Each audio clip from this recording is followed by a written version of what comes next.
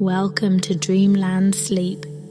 My name is Alice, your host, and I will be taking you on your journey tonight. Alice was beginning to get very tired of sitting by her sister on the bank and of having nothing to do. Once or twice she had peeped into the book her sister was reading, but it had no pictures or conversations in it. And what is the use of a book, thought Alice, without pictures or conversations? So she was considering in her own mind, as well as she could, for the hot day made her feel very sleepy and stupid, whether the pleasure of making a daisy chain would be worth the trouble of getting up and picking the daisies, when suddenly a white rabbit with pink eyes ran close by her. There was nothing so very remarkable in that, nor did Alice think it so very much out of the way to hear the rabbit say to itself, oh dear, I shall be late." When she thought it over afterwards, it occurred to her that she ought to have wondered at this, but at the time it all seemed quite natural. But when the rabbit actually took a watch out of its waistcoat pocket and looked at it, and then hurried on, Alice started to her feet, for it flashed across her mind that she had never before seen a rabbit with either a waistcoat pocket or a watch to take out of it, and burning with curiosity, she ran across the field after it, and fortunately was just in time to see it pop down a large rabbit hole under the hedge. In another moment, down went Alice after it, never once considering how in the world she was to get out again. The rabbit hole went straight on like a tunnel for some way, and then dipped suddenly down, so suddenly that Alice had not a moment to think about stopping herself before she found herself falling down a very deep well. Either the well was very deep, or she fell very slowly, for she had plenty of time as she went down to look about her and to wonder what was going to happen next. First, she tried to look down and make out what she was coming to, but it was too dark to see anything. Then she looked at the sides of the well and noticed that they were filled with cupboards and bookshelves. Here and there she saw maps and pictures hung upon pegs. She took down a jar from one of the shelves as she passed. It was labelled orange marmalade, but to her great disappointment it was empty. She did not like to drop the jar for fear of killing somebody underneath, so managed to put it into one of the cupboards as she fell past it. Well, thought Alice to herself, after such a fall as this, I shall think nothing of tumbling downstairs. How brave they'll all think me at home. Why, I wouldn't say anything about it, even if I fell off the top of the house, which was very likely true. Down, down, down, would the fall never come to an end? I wonder how many miles I've fallen by this time, she said aloud. I must be getting somewhere near the centre of the earth. Let me see, that would be 4,000 miles down, I think. For you see, Alice had learnt several things of this sort in her lessons in the schoolroom, and though this was not a very good opportunity for showing off her knowledge, as there was no one to listen to her, still it was good practice to say it over. Yes, that's about the right distance, but then I wonder what latitude or longitude I've got to. Alice had no idea what latitude was, or longitude either, but thought they were nice grand words to say. Presently she began again. I wonder if I shall fall right through the earth. How funny it'll seem to come out among the people that walk with their heads downward. The antipathies, I think. She was rather glad there was no one listening this time, as it didn't sound at all the right word. "But I shall have to ask them what the name of the country is, you know. Please, Ma'am, is this New Zealand or Australia?" And she tried to curtsy as she spoke. Fancy curtsying as you're falling through the air. Do you think you could manage it? And what an ignorant little girl she'll think me for asking. No, it'll never do to ask. Perhaps I shall see it written up somewhere. Down, down, down. There was nothing else to do, so Alice soon began talking again. "Dinah'll miss me very much tonight, I should think." Dinah was the cat. "I hope they'll remember her saucer of milk at tea time. Dinah, my dear, I wish you were down here with me. There are no mice in the air, I'm afraid, but you might catch a bat, and that's very like a mouse, you know. But do cats eat bats, I wonder?" And here Alice began to get rather sleepy and went on saying to herself in a dreamy sort of way, "Do cats eat bats? Do cats eat bats? And sometimes, do bats eat cats?" For you see, as she couldn't answer either question, it didn't much matter which way she put it. She felt that she was dozing off and had just begun to dream that she was walking hand in hand with Dinah and saying to her very earnestly, "Now, Dinah, tell me the truth. Did you ever eat a bat?" When suddenly, thump, thump, down she came upon a heap of sticks and dry leaves, and the fall was over. Alice was not a bit hurt, and she jumped up onto her feet in a moment. She looked up, but it was all dark overhead. Before her was another long passage, and the white rabbit was still in sight, hurrying down it. There was not a moment to be lost. Away went Alice like the wind, and was just in time to hear it say, as it turned a corner, "Oh, my ears and whiskers, how late it's getting." She was close behind it when she turned the corner, but the rabbit was no longer to be seen. She found herself in a long, low hall, which was lit up by a row of lamps hanging from the roof. There were doors all round the hall, but they were all locked, and when Alice had been all the way down one side and up the other, trying every door, she walked sadly down the middle, wondering how she was ever to get out again. Suddenly she came upon a little three-legged table, all made of solid glass.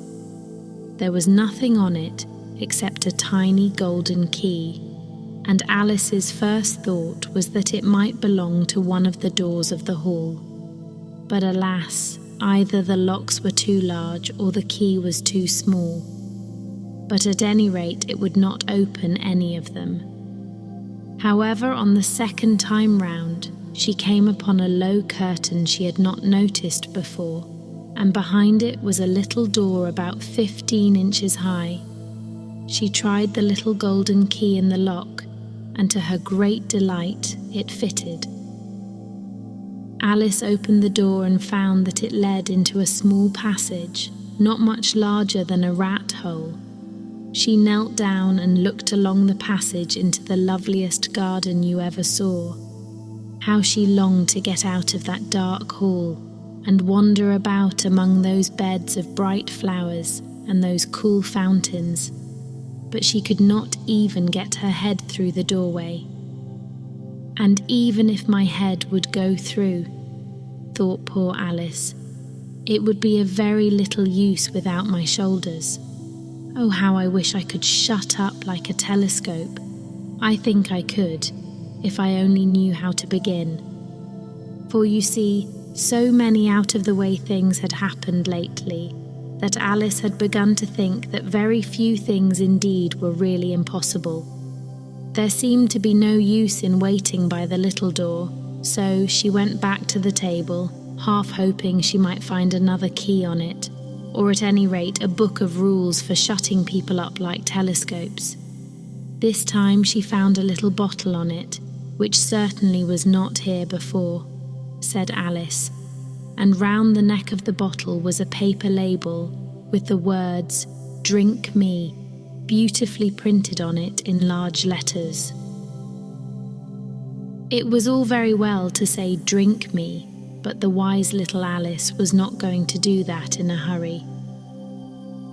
"No, I'll look first," she said, "and see whether it's marked poison or not." For she had read several nice little histories about children who had got burnt and eaten up by wild beasts and other unpleasant things, all because they would not remember the simple rules their friends had taught them, such as that a red-hot poker will burn you if you hold it too long, and that if you cut your finger very deeply with a knife, it usually bleeds. And she had never forgotten that if you drink much from a bottle marked poison, it is almost certain to disagree with you sooner or later.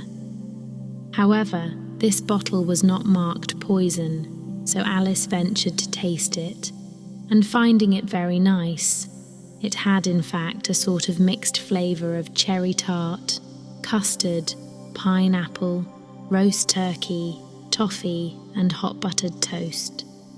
She very soon finished it off. "What a curious feeling," said Alice. "I must be shutting up like a telescope." And so it was indeed. She was now only 10 inches high, and her face brightened up at the thought that she was now the right size for going through the little door into that lovely garden. First, however, she waited for a few minutes to see if she was going to shrink any further. She felt a little nervous about this. "For it might end, you know," said Alice to herself, "in my going out altogether like a candle. I wonder what I should be like then."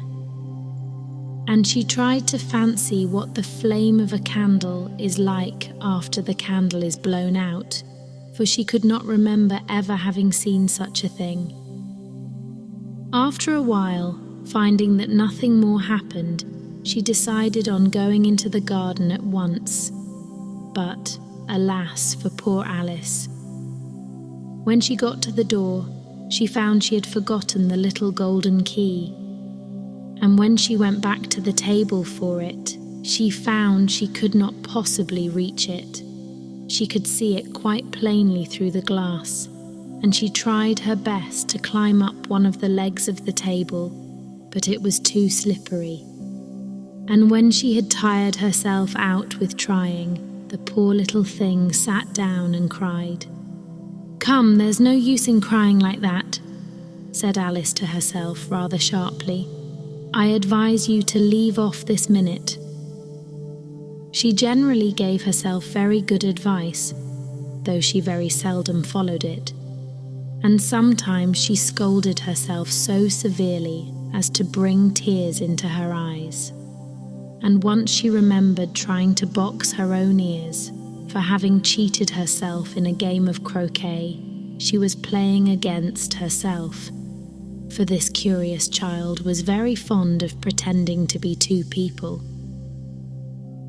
But it's no use now, thought poor Alice, to pretend to be two people. Why, there's hardly enough of me left to make one respectable person. Soon her eye fell on a little glass box that was lying under the table. She opened it and found in it a very small cake on which the words "Eat me" were beautifully marked in currants. "Well, I'll eat it," said Alice, "and if it makes me grow larger, I can reach the key, and if it makes me grow smaller, I can creep under the door. So either way, I'll get into the garden, and I don't care which happens." She ate a little bit and said anxiously to herself, "Which way? Which way?" holding her hand on the top of her head to feel which way it was growing, and she was quite surprised to find that she remained the same size. To be sure, this generally happens when one eats cake, but Alice had got so much into the way of expecting nothing but out-of-the-way things to happen that it seemed quite dull and stupid for life to go on in the common way. So she set to work and very soon finished off the cake. "Curiouser and curiouser," cried Alice. She was so much surprised that for the moment she quite forgot how to speak good English. "Now I'm opening out like the largest telescope that ever was. Goodbye, feet." For when she looked down at her feet, they seemed to be almost out of sight. They were getting so far off. "Oh, my poor little feet. I wonder who will put on your shoes and stockings for you now, dears. I'm sure I shan't be able.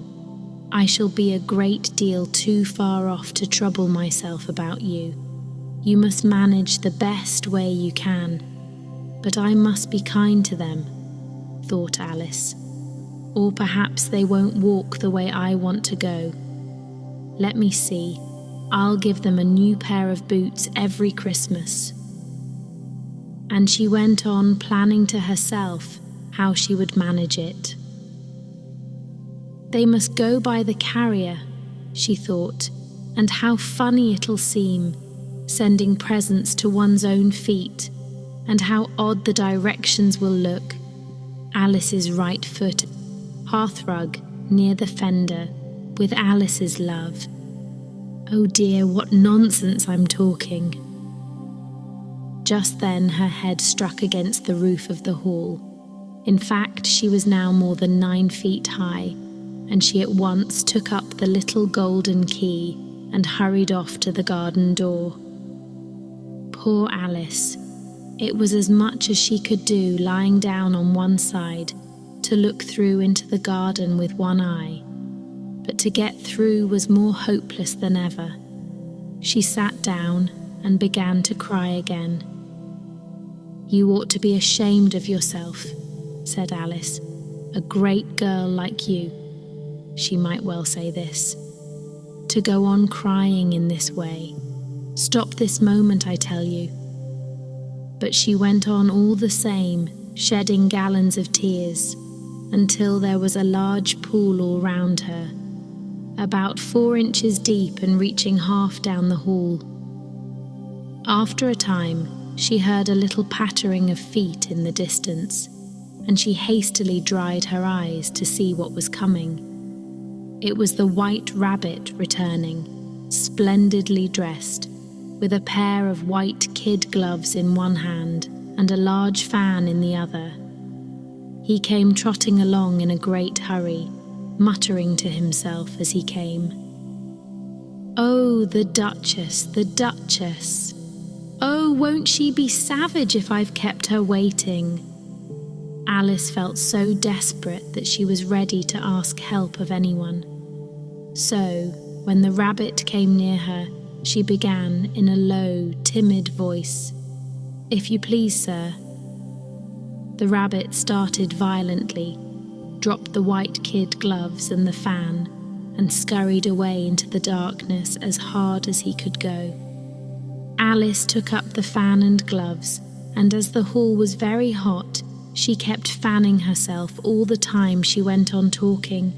"Dear, dear, how queer everything is today, and yesterday things went on just as usual. I wonder if I've been changed in the night. Let me think. Was I the same when I got up this morning? I almost think I can remember feeling a little different. But if I'm not the same, the next question is, who in the world am I? Ah, that's the great puzzle." And she began thinking over all the children she knew that were of the same age as herself, to see if she could have been changed for any of them. "I'm sure I'm not Ada," she said, "for her hair goes in such long ringlets, and mine doesn't go in ringlets at all. And I'm sure I can't be Mabel, for I know all sorts of things, And she knows such a very little. Besides, she's she and I'm I, and oh dear, how puzzling it all is. I'll try if I know all the things I used to know. Let me see. 4 times 5 is 12, and 4 times 6 is 13, and 4 times 7 is... Oh dear, I shall never get to 20 at that rate. However, the multiplication table doesn't signify. Let's try geography. London is the capital of Paris, and Paris is the capital of Rome. And Rome... No, that's all wrong, I'm certain. I must have been changed for Mabel. I'll try and say, how doth the little... And she crossed her hands on her lap as if she were saying lessons, and began to repeat it, but her voice sounded hoarse and strange, and the words did not come the same as they used to do. How doth the little crocodile improve his shining tail and pour the waters of the Nile on every golden scale? How cheerfully he seems to grin, how neatly spread his claws, and welcome little fishes in, with gently smiling jaws. I'm sure those are not the right words, said poor Alice, and her eyes filled with tears again as she went on. I must be Mabel after all, and I shall have to go and live in that poky little house and have next to no toys to play with, and oh, ever so many lessons to learn. No, I've made up my mind about it. If I'm Mabel, I'll stay down here. It'll be no use their putting their heads down and saying, come up again, dear. I shall only look up and say, who am I then? Tell me that first, and then if I like being that person, I'll come up. If not, I'll stay down here till I'm somebody else. But oh dear, cried Alice with a sudden burst of tears, I do wish they would put their heads down. I am so very tired of being all alone here. As she said this, she looked down at her hands and was surprised to see that she had put on one of the rabbit's little white kid gloves while she was talking. How can I have done that? She thought. I must be growing small again. She got up and went to the table to measure herself by it, and found that, as nearly as she could guess, she was now about 2 feet high, and was going on shrinking rapidly. She soon found out that the cause of this was the fan she was holding, and she dropped it hastily, just in time to avoid shrinking away altogether. That was a narrow escape, said Alice, a good deal frightened at the sudden change, but very glad to find herself still in existence. And now for the garden, and she ran with all speed back to the little door. But, alas, the little door was shut again, and the little golden key was lying on the glass table as before. And things are worse than ever, thought the poor child, for I never was so small as this before, never. And I declare it's too bad, that it is. As she said these words, her foot slipped, and in another moment, splash! She was up to her chin in salt water. Her first idea was that she had somehow fallen into the sea. And in that case, I can go back by railway, she said to herself. Alice had been to the seaside once in her life, and had come to the general conclusion that wherever you go to on the English coast, you find a number of bathing machines in the sea, some children digging in the sand with wooden spades. Then a row of lodging houses, and behind them a railway station. However, she soon made out that she was in the pool of tears which she had wept when she was 9 feet high. I wish I hadn't cried so much, said Alice, as she swam about, trying to find her way out. I shall be punished for it now, I suppose, by being drowned in my own tears. That will be a queer thing, to be sure. However, everything is queer today. Just then she heard something splashing about in the pool a little way off, and she swam nearer to make out what it was. At first she thought it must be a walrus or hippopotamus, but then she remembered how small she was now, and she soon made out that it was only a mouse that had slipped in like herself. Would it be of any use now, thought Alice, to speak to this mouse? Everything is so out of the way down here that I should think very likely it can talk. At any rate, there's no harm in trying. So she began, "Oh mouse, do you know the way out of this pool? I am very tired of swimming about here. Oh mouse." Alice thought this must be the right way of speaking to a mouse. She had never done such a thing before, but she remembered having seen in her brother's Latin grammar, "A mouse of a mouse, to a mouse, oh mouse." The mouse looked at her rather inquisitively and seemed to her to wink with one of its little eyes, but it said nothing. "Perhaps it doesn't understand English," thought Alice. "I dare say it's a French mouse, come over with William the Conqueror." For, with all her knowledge of history, Alice had no very clear notion how long ago anything had happened. So she began again, "Où est ma chatte?" which was the first sentence in her French lesson book. The mouse gave a sudden leap out of the water and seemed to quiver all over with fright. "Oh, I beg your pardon," cried Alice hastily, afraid that she had hurt the poor animal's feelings. "I quite forgot you didn't like cats." "Not like cats?" cried the mouse in a shrill, passionate voice. "Would you like cats if you were me?" "Well, perhaps not," said Alice in a soothing tone. "Don't be angry about it. And yet I wish I could show you our cat Dinah. I think you'd take a fancy to cats if you could only see her. She is such a dear, quiet thing," Alice went on, half to herself as she swam lazily about in the pool, "and she sits purring so nicely by the fire, licking her paws and washing her face, and she is such a nice soft thing to nurse, and she's such a capital one for catching mice." "Oh, I beg your pardon," cried Alice again, for this time the mouse was bristling all over, and she felt certain it must be really offended. "We won't talk about her any more, if you'd rather not." "We indeed," cried the mouse, who was trembling down to the end of his tail. "As if I would talk on such a subject. Our family always hated cats, nasty, low, vulgar things. Don't let me hear the name again." "I won't indeed," said Alice, in a great hurry to change the subject of conversation. Are you fond of dogs?" The mouse did not answer, so Alice went on eagerly.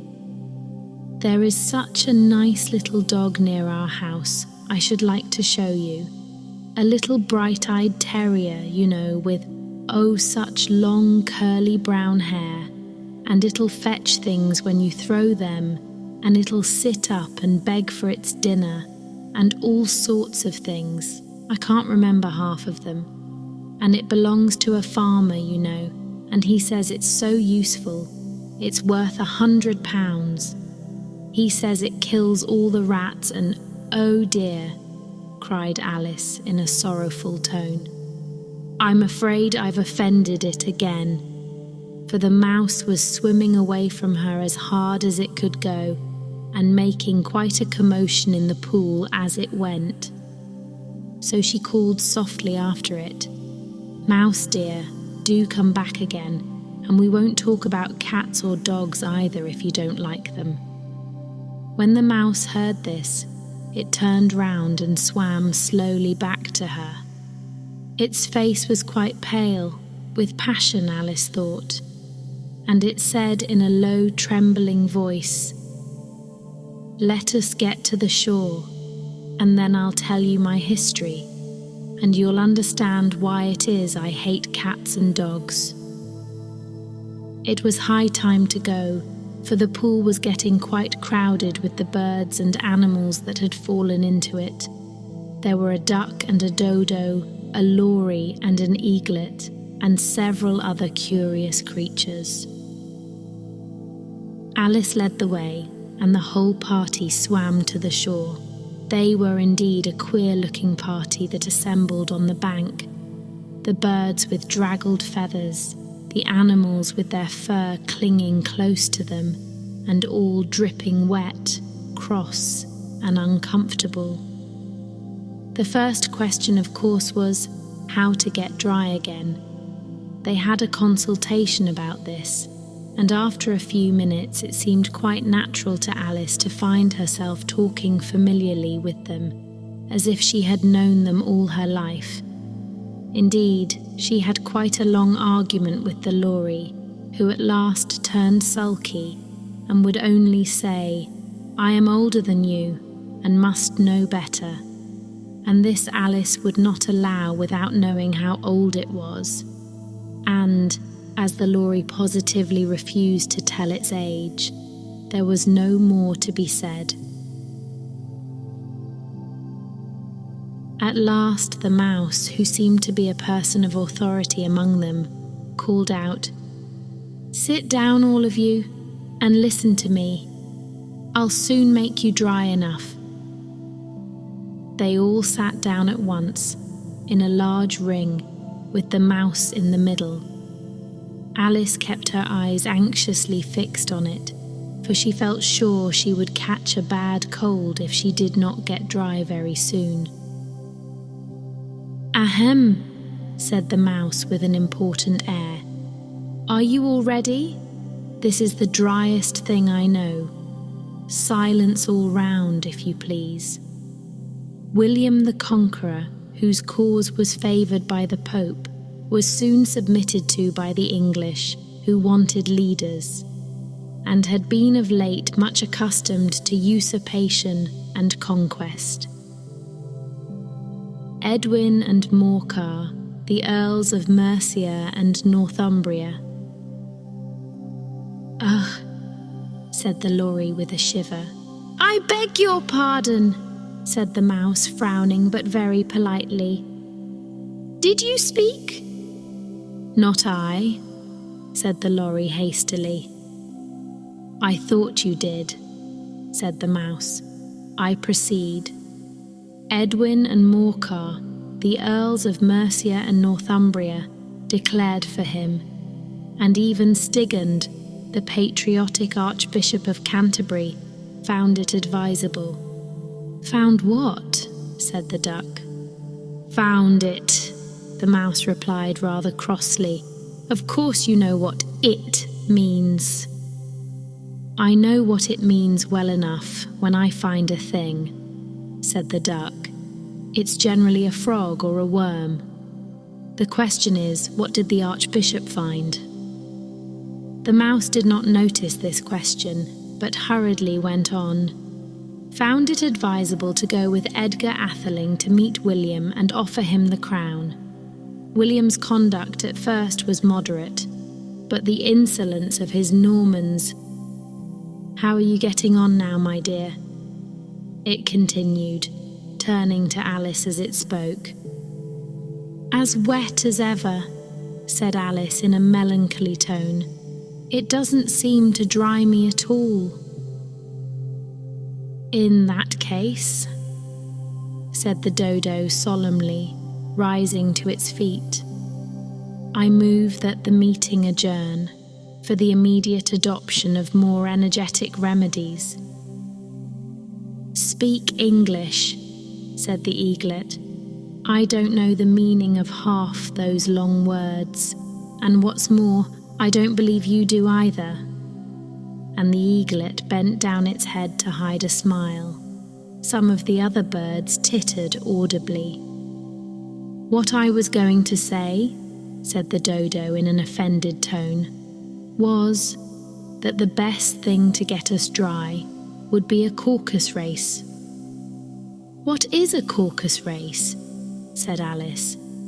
Not that she wanted much to know, but the dodo had paused as if it thought that somebody ought to speak, and no one else seemed inclined to say anything. "Why," said the dodo, "the best way to explain it is to do it. And, as you might like to try the thing yourself, some winter day, I will tell you how the dodo managed it. First it marked out a race course in a sort of circle. The exact shape doesn't matter, it said, and then all the party were placed along the course, here and there. There was no 1, 2, 3, and away. But they began running when they liked, and left off when they liked, so that it was not easy to know when the race was over. However, when they had been running half an hour or so, and were quite dry again, the dodo suddenly called out, "The race is over," and they all crowded round it, panting and asking, "But who has won?" This question the dodo could not answer without a great deal of thought, and it sat for a long time with one finger pressed upon its forehead, the position in which you usually see Shakespeare in the pictures of him, while the rest waited in silence. At last the dodo said, "Everybody has won, and all must have prizes." "But who is to give the prizes?" quite a chorus of voices asked. "Why, she, of course," said the dodo, pointing to Alice with one finger, and the whole party at once crowded round her, calling out in a confused way, "Prizes! Prizes!" Alice had no idea what to do, and in despair she put her hand in her pocket and pulled out a box of comfits. Luckily the salt water had not got into it, and handed them round as prizes. There was exactly one apiece, all round. "But she must have a prize herself, you know," said the mouse.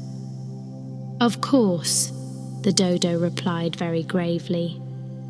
"What else have you got in your pocket?" he went on, turning to Alice. "Only a thimble," said Alice sadly. "Hand it over here," said the dodo. Then they all crowded round her once more, while the dodo solemnly presented the thimble, saying, "We beg your acceptance of this elegant thimble." And, when it had finished this short speech, they all cheered. Alice thought the whole thing very absurd, but they all looked so grave that she did not dare to laugh, and as she could not think of anything to say, she simply bowed and took the thimble, looking as solemn as she could. The next thing was to eat the comfits. This caused some noise and confusion, as the large birds complained that they could not taste theirs, and the small ones choked and had to be patted on the back. However, it was over at last, and they sat down again in a ring and begged the mouse to tell them something more. "You promised to tell me your history, you know," said Alice, "and why it is you hate C and D," she added in a whisper, half afraid that it would be offended again. "Mine is a long and a sad tale," said the mouse, turning to Alice and sighing. "It is a long tale, certainly," said Alice, looking down with wonder at the mouse's tail, "but why do you call it sad?" And she kept on puzzling about it while the mouse was speaking, so that her idea of the tale was something like this. Fury said to a mouse that he met in the house, "Let us both go to law, I will prosecute you. Come, I'll take no denial. We must have a trial, for really this morning I've nothing to do." Said the mouse to the cur, "Such a trial, dear sir, with no jury or judge would be wasting our breath." "I'll be judge, I'll be jury," said cunning old Fury. "I'll try the whole cause and condemn you to death." "You are not attending," said the mouse to Alice severely. "What are you thinking of?" "I beg your pardon," said Alice very humbly. "You had got to the fifth bend, I think." "I had not," cried the mouse, sharply and very angrily.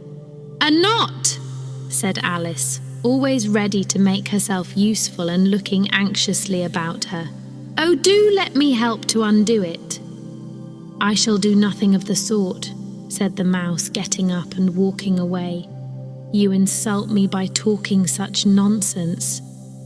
"I didn't mean it," pleaded poor Alice. "But you're so easily offended, you know." The mouse only growled in reply. "Please come back and finish your story," Alice called after it, and the others all joined in chorus. "Yes, please do." But the mouse only shook its head impatiently and walked a little quicker. "What a pity it wouldn't stay," sighed the lorry as soon as it was quite out of sight. And an old crab took the opportunity of saying to her daughter, "Ah, my dear, let this be a lesson to you never to lose your temper." "Hold your tongue, Ma," said the young crab a little snappishly. "You're enough to try the patience of an oyster." "I wish I had our Dinah here, I know I do," said Alice aloud, addressing nobody in particular. "She'd soon fetch it back." "And who is Dinah, if I might venture to ask the question?" said the lorry. Alice replied eagerly, for she was always ready to talk about her pet. "Dinah's our cat, and she's such a capital one for catching mice you can't think. And oh, I wish you could see her after the birds. Why, she'll eat a little bird as soon as look at it." This speech caused a remarkable sensation among the party. Some of the birds hurried off at once.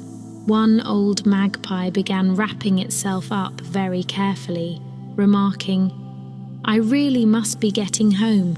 The night air doesn't suit my throat." And a canary called out in a trembling voice to its children, "Come away, my dears.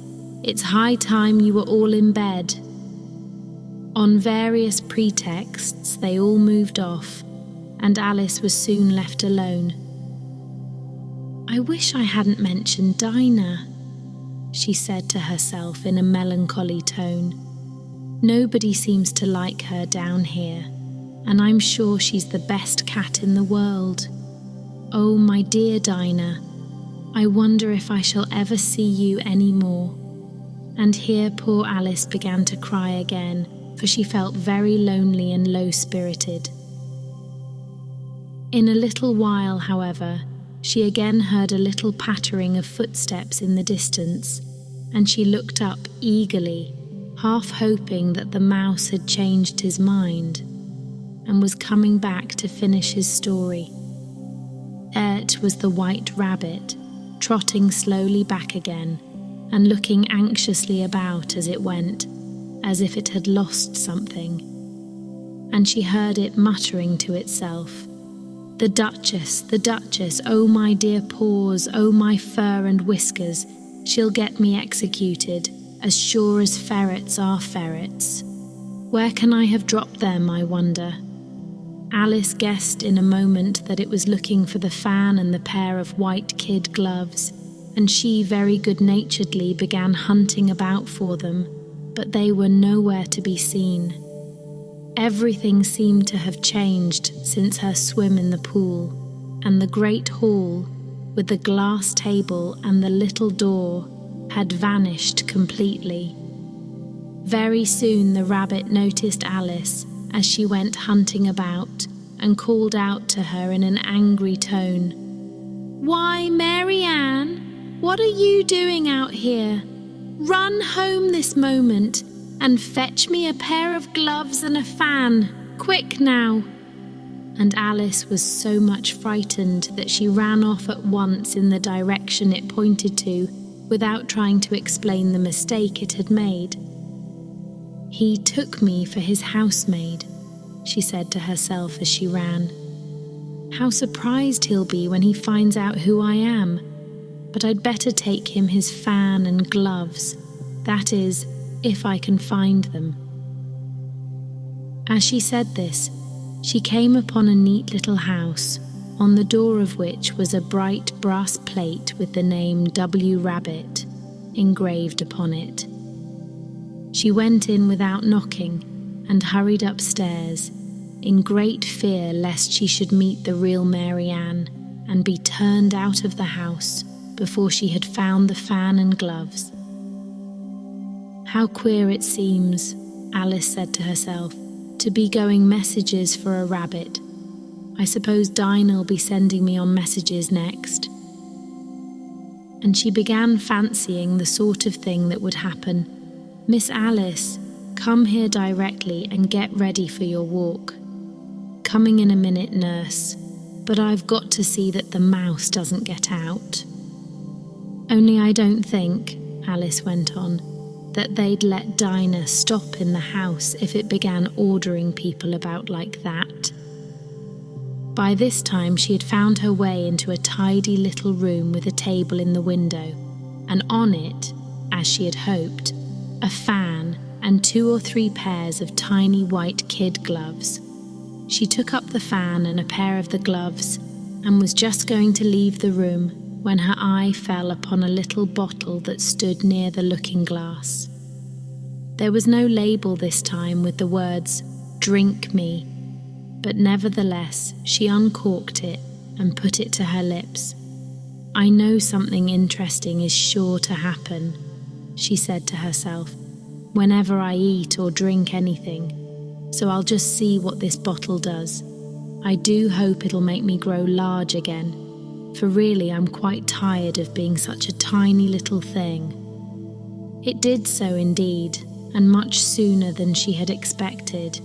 Before she had drunk half the bottle, she found her head pressing against the ceiling and had to stoop to save her neck from being broken.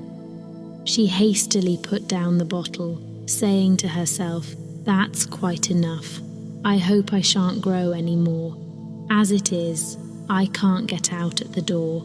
I do wish I hadn't drunk quite so much." Alas, it was too late to wish that.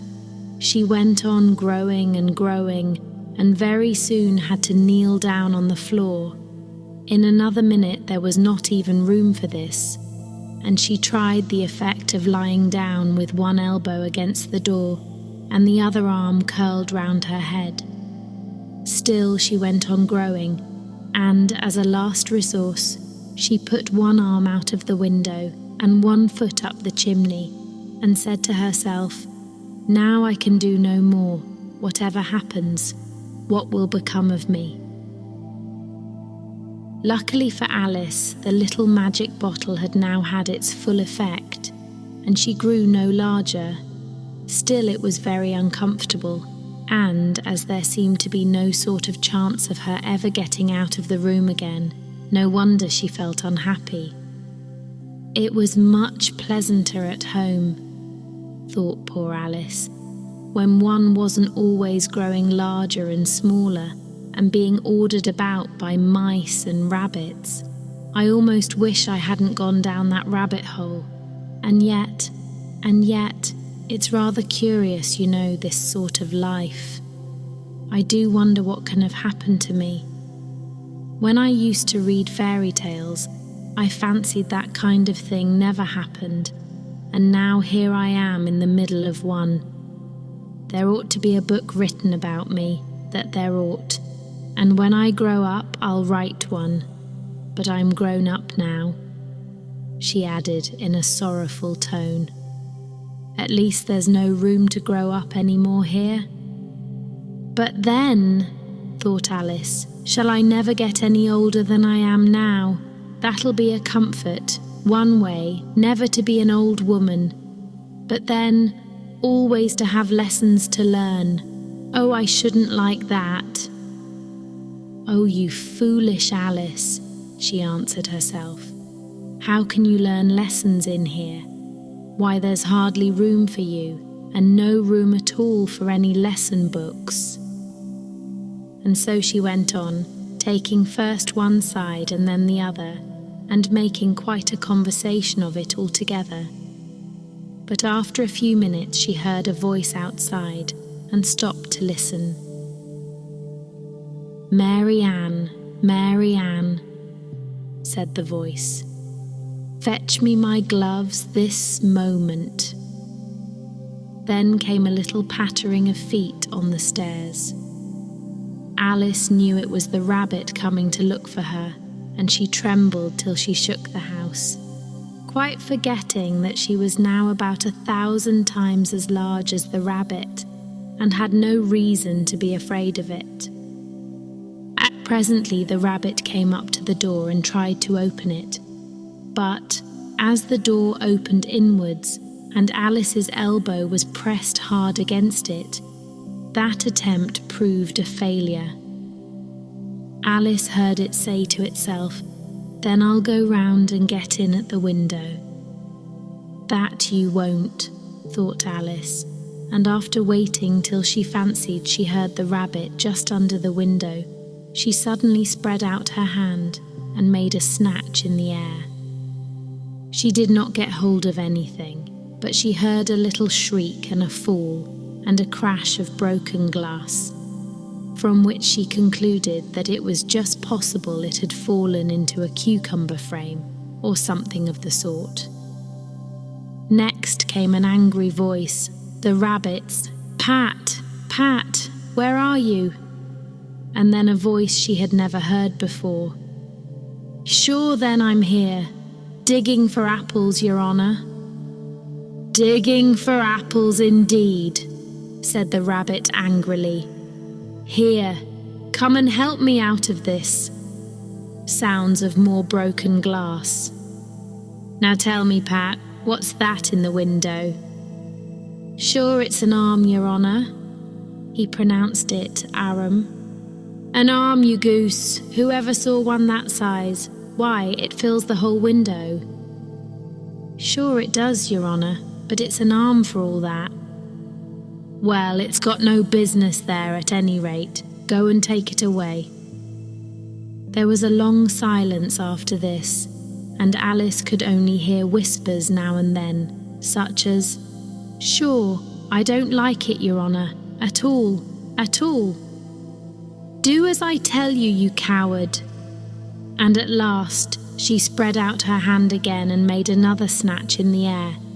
This time there were 2 little shrieks and more sounds of broken glass. "What a number of cucumber frames there must be," thought Alice. "I wonder what they'll do next. As for pulling me out of the window, I only wish they could. I'm sure I don't want to stay in here any longer." She waited for some time without hearing anything more. At last came a rumbling of little cartwheels, and the sound of a good many voices all talking together. She made out the words, "Where's the other ladder? Why, I hadn't to bring but one. Bill's got the other. Bill, fetch it here, lad. Here, put 'em up at this corner. No, tie 'em together first. They don't reach half high enough yet. Oh, they'll do well enough. Don't be particular. Here, Bill, catch hold of this rope. Will the roof bear? Mind that loose slate. Oh, it's coming down. Heads below." A loud crash. Now, who did that? It was Bill, I fancy. Who's to go down the chimney? Nay, I shan't. You do it. That I won't then. Bill's to go down. Here, Bill. The master says you're to go down the chimney. "Oh, so Bill's got to come down the chimney, has he?" said Alice to herself. "Shy, They seemed to put everything upon Bill. I wouldn't be in Bill's place for a good deal. This fireplace is narrow, to be sure, but I think I can kick a little. She drew her foot as far down the chimney as she could and waited till she heard a little animal. She couldn't guess of what sort it was, scratching and scrambling about in the chimney close above her. Then, saying to herself, "This is Bill," she gave one sharp kick and waited to see what would happen next. The first thing she heard was a general chorus of "There goes Bill." Then the rabbit's voice along, "Catch him, you by the hedge." Then silence, and then another confusion of voices. "Hold up his head. Brandy now. Don't choke him. How was it, old fellow? What happened to you? Tell us all about it." Last came a little feeble, squeaking voice. "Kate, that's Bill," thought Alice. "Well, I hardly know. No more, thank ye. I'm better now, but I'm a deal too flustered to tell you. All I know is something comes at me like a jack-in-the-box, and up I goes like a skyrocket." "So you did, old fellow," said the others. "We must burn the house down," said the rabbit's voice, and Alice called out as loud as she could, "If you do, I'll set Dinah at you." There was a dead silence instantly, and Alice thought to herself, "I wonder what they will do next. If they had any sense, they'd take the roof off." After a minute or two, they began moving about again, and Alice heard the rabbit say, "A barrowful will do, to begin with." "A barrowful of what?" thought Alice, but she had not long to doubt, for the next moment a shower of little pebbles came rattling in at the window, and some of them hit her in the face. "I'll put a stop to this," she said to herself, and shouted out, "You'd better not do that again," which produced another dead silence. Alice noticed with some surprise that the pebbles were all turning into little cakes as they lay on the floor, and a bright idea came into her head. "If I eat one of these cakes," she thought, "it's sure to make some change in my size, and as it can't possibly make me larger, it must make me smaller, I suppose." So she swallowed one of the cakes and was delighted to find that she began shrinking directly. As soon as she was small enough to get through the door, she ran out of the house and found quite a crowd of little animals and birds waiting outside. The poor little lizard, Bill, was in the middle, being held up by 2 guinea pigs who were giving it something out of a bottle. They all made a rush at Alice the moment she appeared, but she ran off as hard as she could and soon found herself safe in a thick wood. "The first thing I've got to do," said Alice to herself as she wandered about in the wood, "is to grow to my right size again, and the second thing is to find my way into that lovely garden. I think that will be the best plan." It sounded an excellent plan, no doubt, and very neatly and simply arranged.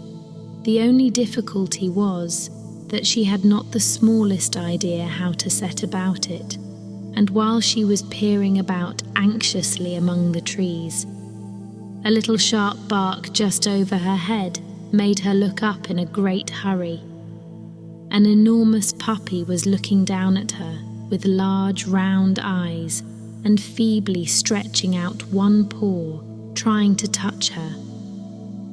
"Poor little thing," said Alice in a coaxing tone, and she tried hard to whistle to it, but she was terribly frightened all the time at the thought that it might be hungry, in which case it would be very likely to eat her up in spite of all her coaxing.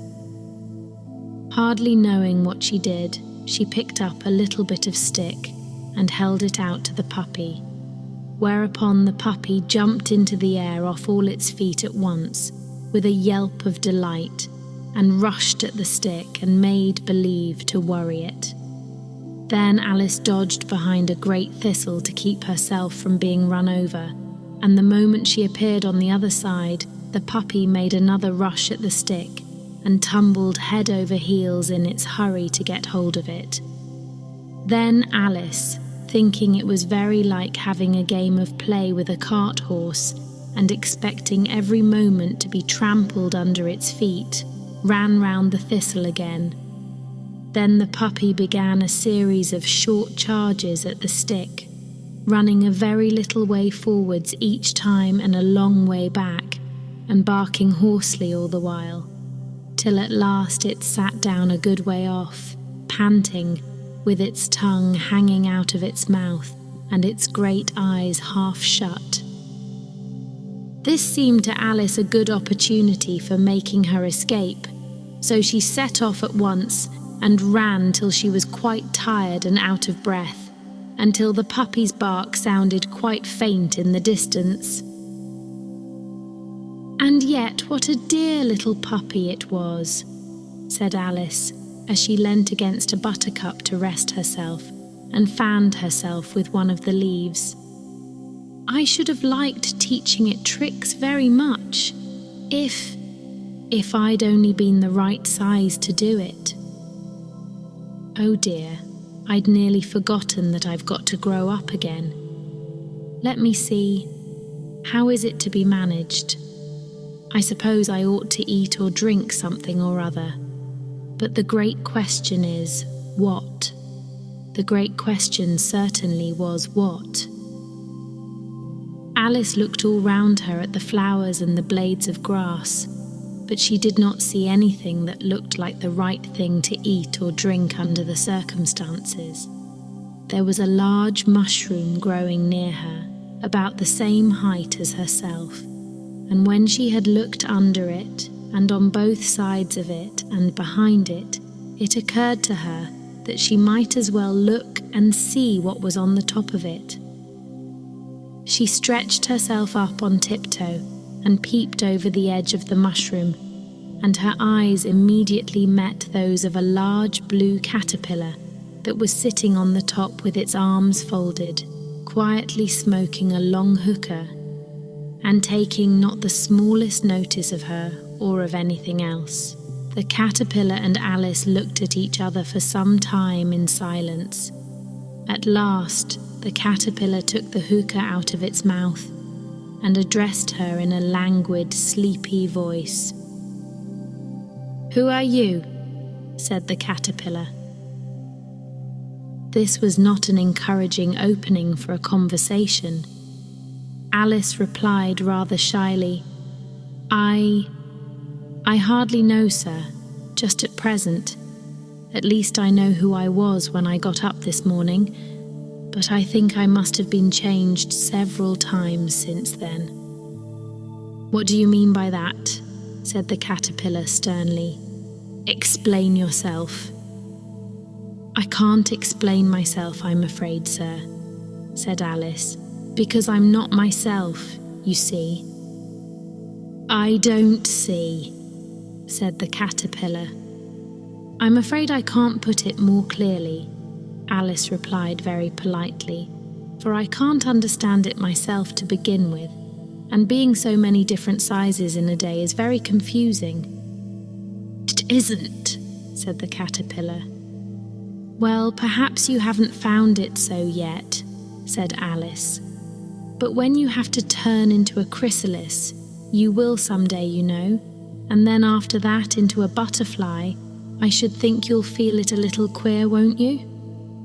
"Not a bit," said the caterpillar. "Well, perhaps your feelings may be different," said Alice. "All I know is it would feel very queer to me." "You," said the caterpillar contemptuously, "who are you?" Which brought them back again to the beginning of the conversation. Alice felt a little irritated at the caterpillars making such very short remarks, and she drew herself up and said very gravely, "I think you ought to tell me who you are first." "Why?"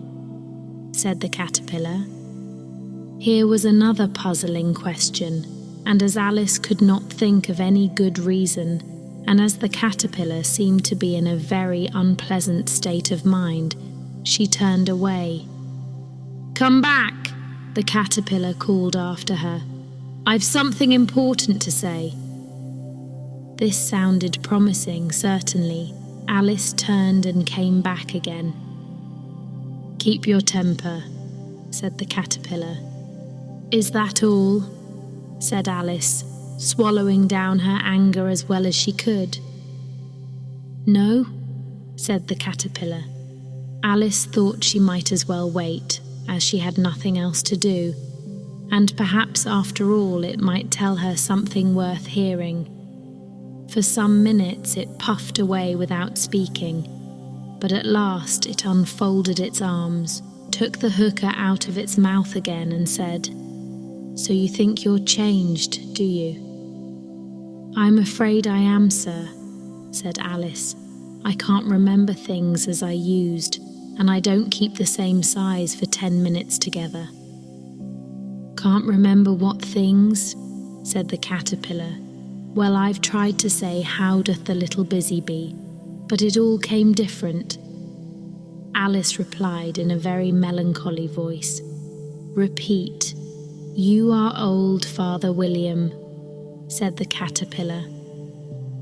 Alice folded her hands and began, "You are old, Father William," the young man said, "and your hair has become very white, and yet you incessantly stand on your head. Do you think at your age it is right?" "In my youth," Father William replied to his son, "I feared it might injure the brain, but now that I'm perfectly sure I have none, why I do it again and again."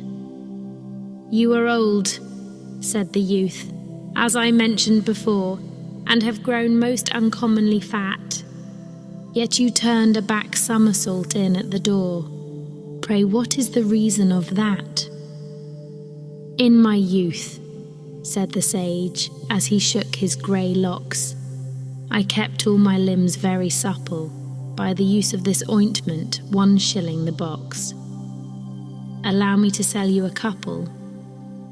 "You are old," said the youth, "and your jaws are too weak for anything tougher than suet. Yet you finished the goose with the bones and the beak. Pray, how did you manage to do it?" "In my youth," said his father, "I took to the law and argued each case with my wife, and the muscular strength which it gave to my jaw has lasted the rest of my life." "You are old," said the youth. "One would hardly suppose that your eye was as steady as ever, yet you balanced an eel on the end of your nose. What made you so awfully clever?" "I have answered 3 questions, and that is enough," said his father. "Don't give yourself airs. Do you think I can listen all day to such stuff? Be off, or I'll kick you downstairs." "That is not said right," said the caterpillar. "Not quite right, I'm afraid," said Alice timidly. "Some of the words have got altered." "It is wrong from beginning to end," said the caterpillar decidedly, and there was silence for some minutes. The caterpillar was the first to speak. "What size do you want to be?" it asked. "Oh, I'm not particular as to size," Alice hastily replied. "Only one doesn't like changing so often, you know." "I don't know," said the caterpillar. Alice said nothing. She had never been so much contradicted in her life before, and she felt that she was losing her temper. "Are you content now?" said the caterpillar. "Well, I should like to be a little larger, sir, if you wouldn't mind," said Alice. 3 inches is such a wretched height to be." "It is a very good height indeed," said the caterpillar angrily, rearing itself upright as it spoke. It was exactly 3 inches high. "But I'm not used to it," pleaded poor Alice in a piteous tone, and she thought of herself, "I wish the creatures wouldn't be so easily offended." "You'll get used to it in time," said the caterpillar, and it put the hookah into its mouth and began smoking again. This time Alice waited patiently until it chose to speak again. In a minute or two the caterpillar took the hookah out of its mouth and yawned once or twice and shook itself. Then it got down off the mushroom and crawled away in the grass, merely remarking as it went, "One side will make you grow taller, and the other side will make you grow shorter." "One side of what? The other side of what?" thought Alice to herself. "Of the mushroom," said the caterpillar, just as if she had asked it aloud, and in another moment it was out of sight. Alice remained looking thoughtfully at the mushroom for a minute, trying to make out which were the 2 sides of it, and as it was perfectly round, she found this a very difficult question. However, at last she stretched her arms round it as far as they would go, and broke off a bit of the edge with each hand. "And now which is which?" she said to herself, and nibbled a little of the right-hand bit to try the effect. The next moment she felt a violent blow underneath her chin. It had struck her foot. "Come, my head's free at last," said Alice in a tone of delight, which changed into alarm in another moment, when she found that her shoulders were nowhere to be found.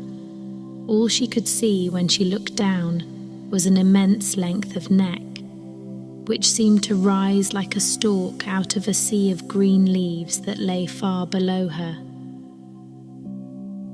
"What can all that green stuff be?" said Alice. "And where have my shoulders got to? And oh, my poor hands, how is it I can't see you?" She was moving them about as she spoke, but no result seemed to follow, except a little shaking among the distant green leaves. As there seemed to be no chance of getting her hands up to her head, she tried to get her head down to them, and was delighted to find that her neck would bend about easily in any direction, like a serpent. She had just succeeded in curving it down into a graceful zigzag, and was going to dive in among the leaves, which she found to be nothing but the tops of the trees under which she had been wandering, when a sharp hiss made her draw back in a hurry. A large pigeon had flown into her face and was beating her violently with its wings. "Serpent!" screamed the pigeon. "I'm not a serpent," said Alice indignantly. "Let me alone." "Serpent, I say again," repeated the pigeon, but in a more subdued tone, and added with a kind of sob, "I've tried every way, and nothing seems to suit them." "I haven't the least idea what you're talking about," said Alice. "I've tried the roots of trees, and I've tried banks, and I've tried hedges," the pigeon went on, without attending to her. "But those serpents, there's no pleasing them." Alice was more and more puzzled, but she thought there was no use in saying anything more till the pigeon had finished. "As if it wasn't trouble enough hatching the eggs," said the pigeon, "but I must be on the lookout for serpents night and day. Why, I haven't had a wink of sleep these 3 weeks." "I'm very sorry you've been annoyed," said Alice, who was beginning to see its meaning. "And just as I'd taken the highest tree in the wood," continued the pigeon, raising its voice to a shriek. And just as I was thinking I should be free of them at last, they must needs come wriggling down from the sky. Ugh, serpent! But I'm not a serpent, I tell you, said Alice. I'm a... Well, what are you? Said the pigeon. I can see you're trying to invent something. I'm a little girl, said Alice, rather doubtfully, as she remembered the number of changes she had gone through that day. A likely story indeed, said the pigeon in a tone of the deepest contempt. I've seen a good many little girls in my time, but never one with such a neck as that. No, you're a serpent, and there's no use denying it. I suppose you'll be telling me next that you never tasted an egg. I have tasted eggs, certainly, said Alice, who was a very truthful child. But little girls eat eggs quite as much as serpents do, you know. I don't believe it, said the pigeon, but if they do, why then they're a kind of serpent, that's all I can say.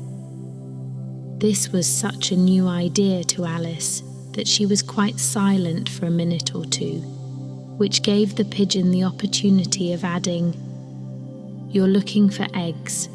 I know that well enough. And what does it matter to me whether you're a little girl or a serpent? It matters a good deal to me, said Alice hastily.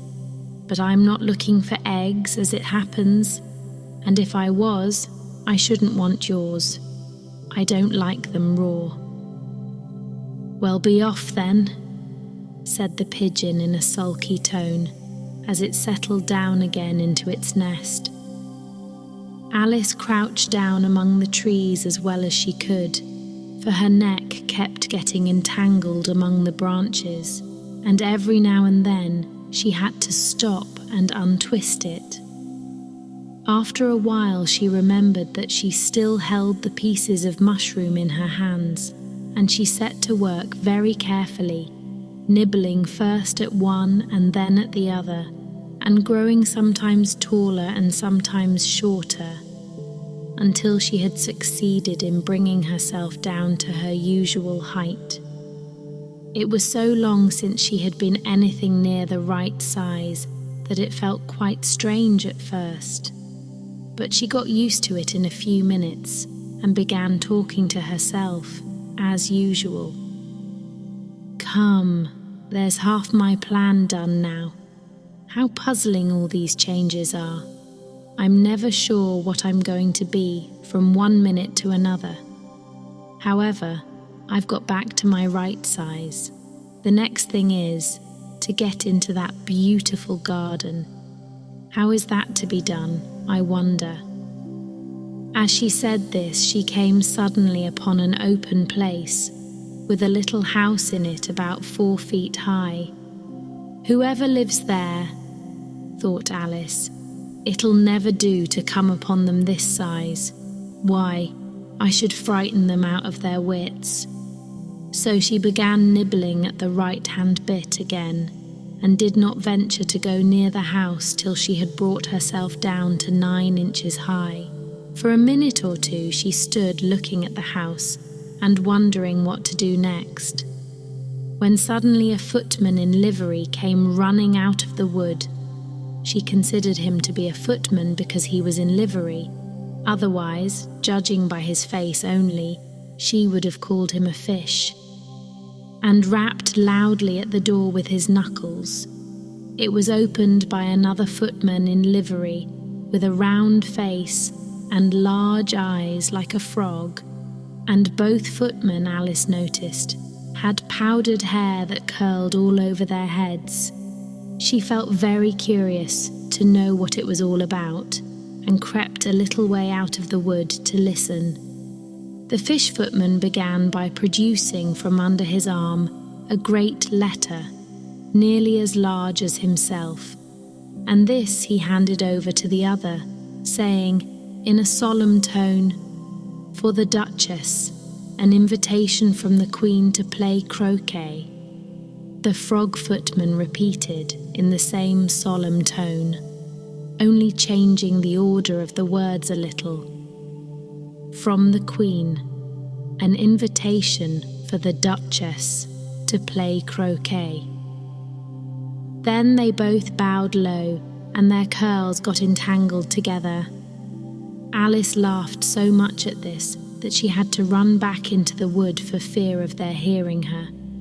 And when she next peeped out, the fish footman was gone, and the other was sitting on the ground near the door, staring stupidly up into the sky.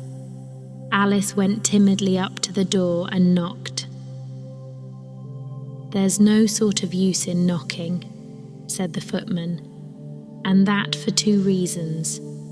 First, because I'm on the same side of the door as you are. Secondly, because they're making such a noise inside, no one could possibly hear you. And certainly there was a most extraordinary noise going on within, a constant howling and sneezing, and every now and then a great crash, as if a dish or kettle had been broken to pieces." "Please then," said Alice, "how am I to get in?" "There might be some sense in your knocking," the footman went on without attending to her, "if we had the door between us. For instance, if you were inside, you might knock, and I could let you out, you know." He was looking up into the sky all the time he was speaking, and this Alice thought decidedly uncivil. "But perhaps he can't help it," she said to herself.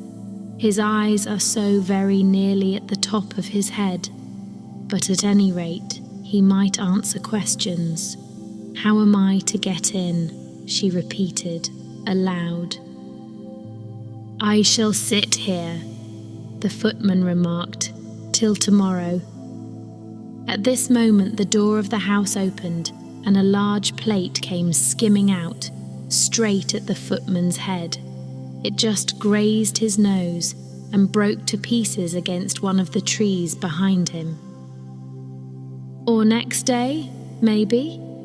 the footman continued in the same tone, exactly as if nothing had happened. "How am I to get in?" asked Alice again in a louder tone. "Are you to get in at all?" said the footman. "That's the first question, you know." It was no doubt only Alice did not like to be told so. "It's really dreadful," she muttered to herself, "the way all the creatures argue. It's enough to drive one crazy." The footman seemed to think this a good opportunity for repeating his remark, with variations. "I shall sit here," he said, "on and off for days and days." "But what am I to do?" said Alice.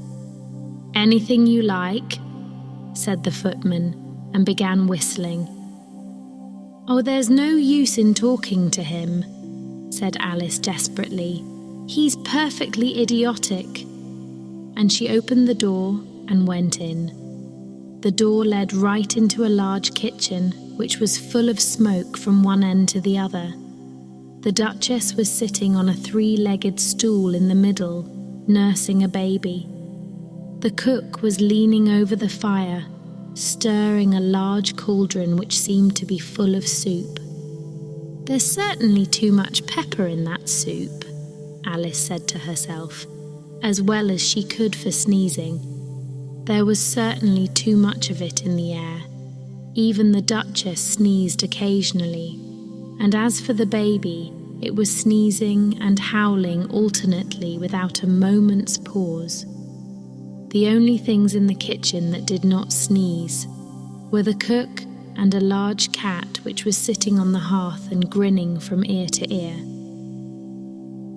"Please would you tell me," said Alice, a little timidly, for she was not quite sure whether it was good manners for her to speak first, "why your cat grins like that?" "It's a Cheshire cat," said the Duchess, "and that's why. Pig." She said the last word with such sudden violence that Alice quite jumped, but she saw in another moment that it was addressed to the baby and not to her, so she took courage and went on again. "I didn't know that Cheshire cats always grinned. In fact, I didn't know that cats could grin." "They all can," said the Duchess, "and most of them do." "I don't know of any that do," Alice said very politely, feeling quite pleased to have got into a conversation. "You don't know much," said the Duchess, "and that's a fact." Alice did not at all like the tone of this remark, and thought it would be as well to introduce some other subject of conversation. While she was trying to fix on one, the cook took the cauldron of soup off the fire and at once set to work, throwing everything within her reach at the Duchess and the baby. The fire irons came first, then followed a shower of saucepans, plates, and dishes.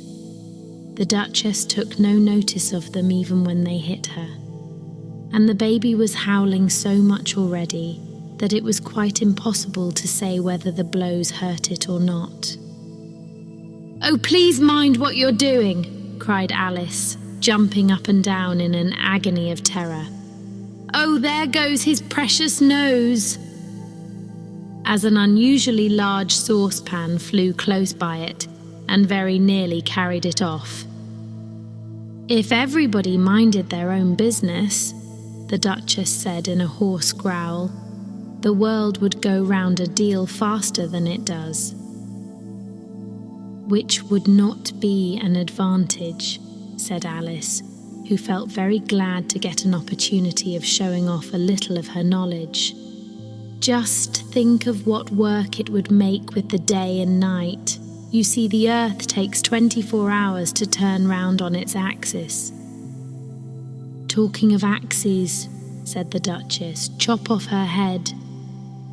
Alice glanced rather anxiously at the cook to see if she meant to take the hint, but the cook was busily stirring the soup and seemed not to be listening, so she went on again.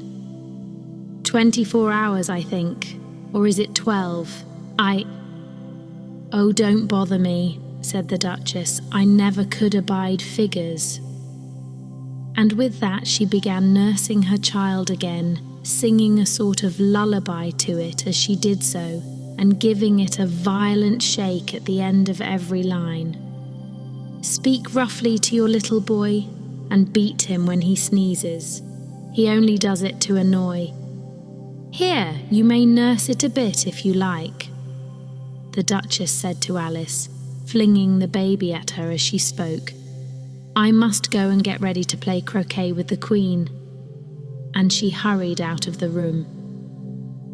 The cook threw a frying pan after her as she went out, but it just missed her. Alice caught the baby with some difficulty, as it was a queer-shaped little creature, and held out its arms and legs in all directions. Just like a starfish, thought Alice. The poor little thing was snorting like a steam engine when she caught it, and kept doubling itself up and straightening itself out again, so that altogether, for the first minute or two, it was as much as she could do to hold it. As soon as she had made out the proper way of nursing it, which was to twist it up into a sort of knot, and then keep tight hold of its right ear and left foot, so as to prevent its undoing itself, she carried it out into the open air. "If I don't take this child away with me," thought Alice, "they're sure to kill it in a day or two. Wouldn't it be murder to leave it behind?" She said the last words out loud, and the little thing grunted in reply. It had left off sneezing by this time. "Don't grunt," said Alice. "That's not at all a proper way of expressing yourself." The baby grunted again, and Alice looked very anxiously into its face to see what was the matter with it. There could be no doubt that it had a very turn-up nose, much more like a snout than a real nose. Also, its eyes were getting extremely small for a baby. Altogether, Alice did not like the look of the thing at all. But perhaps it was only sobbing, she thought, and looked into its eyes again to see if there were any tears. No, there were no tears. "If you're going to turn into a pig, my dear," said Alice seriously, "I'll have nothing more to do with you. Mind now?" The poor little thing sobbed again, or grunted, it was impossible to say which, and they went on for some while in silence. Alice was just beginning to think to herself, "Now what am I to do with this creature when I get it home?" When it grunted again, so violently that she looked down into its face in some alarm. This time there could be no mistake about it. It was neither more nor less than a pig, and she felt that it would be quite absurd for her to carry it further. So she set the little creature down and felt quite relieved to see it trot away quietly into the wood. If it had grown up, she said to herself, it would have made a dreadfully ugly child. But it makes rather a handsome pig, I think. And she began thinking over other children she knew, who might do very well as pigs, and was just saying to herself, if one only knew the right way to change them, when she was a little startled by seeing the Cheshire Cat sitting on a bough of a tree a few yards off. The cat only grinned when it saw Alice. It looked good-natured, she thought. Still, it had very long claws and a great many teeth, so she felt that it ought to be treated with respect. "Cheshire Puss," she began rather timidly, as she did not at all know whether it would like the name. However, it only grinned a little wider. "Come, it's pleased so far," thought Alice, and she went on. "Would you tell me, please, which way I ought to go from here?" "That depends a good deal on where you want to get to," said the cat. "I don't much care where," said Alice. "Then it doesn't matter which way you go," said the cat. "So long as I get somewhere," Alice added as an explanation. "Oh, you're sure to do that," said the cat, "if you only walk long enough." Alice felt that this could not be denied, so she tried another question. "What sort of people live about here?" "In that direction," the cat said, waving its right paw round, "lives a hatter, and in that direction, waving the other paw, lives a March hare. Visit either you like, they're both mad." "But I don't want to go among mad people," Alice remarked. "Oh, you can't help that," said the cat. "We're all mad here. I'm mad, you're mad." "How do you know I'm mad?" said Alice. "You must be," said the cat, "or you wouldn't have come here." Alice didn't think that proved it at all. However, she went on, "And how do you know that you're mad?" "To begin with," said the cat, "a dog's not mad. You grant that?" "I suppose so," said Alice. "Well then," the cat went on, "you see, a dog growls when it's angry and wags its tail when it's pleased. Now I growl when I'm pleased and wag my tail when I'm angry. Therefore I'm mad." "I call it purring, not growling," said Alice. "Call it what you like," said the cat. "Do you play croquet with the Queen today?" "I should like it very much," said Alice, "but I haven't been invited yet." "You'll see me there," said the cat, and vanished. Alice was not much surprised at this. She was getting so used to queer things happening. while she was looking at the place where it had been, it suddenly appeared again. "By the by, what became of the baby?" said the cat. "I'd nearly forgotten to ask." "It turned into a pig," Alice quietly said, just as if it had come back in a natural way. "I thought it would," said the cat and vanished again. Alice waited a little, half expecting to see it again, but it did not appear, and after a minute or two, she walked on in the direction in which the March Hare was said to live. "I've seen hatters before," she said to herself. "The March Hare will be much the most interesting, and perhaps as this is May it won't be raving mad, at least not so mad as it was in March." As she said this, she looked up, and there was the cat again, sitting on a branch of a tree. "Did you say pig or fig?" said the cat. "I said pig," replied Alice, "and I wish you wouldn't keep appearing and vanishing so suddenly. You make one quite giddy." "All right," said the cat, and this time it vanished quite slowly, beginning with the end of the tail and ending with the grin, which remained some time after the rest of it had gone. "Well, I've often seen a cat without a grin," thought Alice, "but a grin without a cat. It's the most curious thing I ever saw in my life." She had not gone much farther before she came in sight of the house of the March Hare. She thought it must be the right house, because the chimneys were shaped like ears, and the roof was thatched with fur. It was so large a house that she did not like to go nearer till she had nibbled some more of the left-hand bit of mushroom, and raised herself to about 2 feet high. Even then she walked up towards it rather timidly, saying to herself, "Suppose it should be raving mad after all. I almost wish I'd gone to see the hatter instead."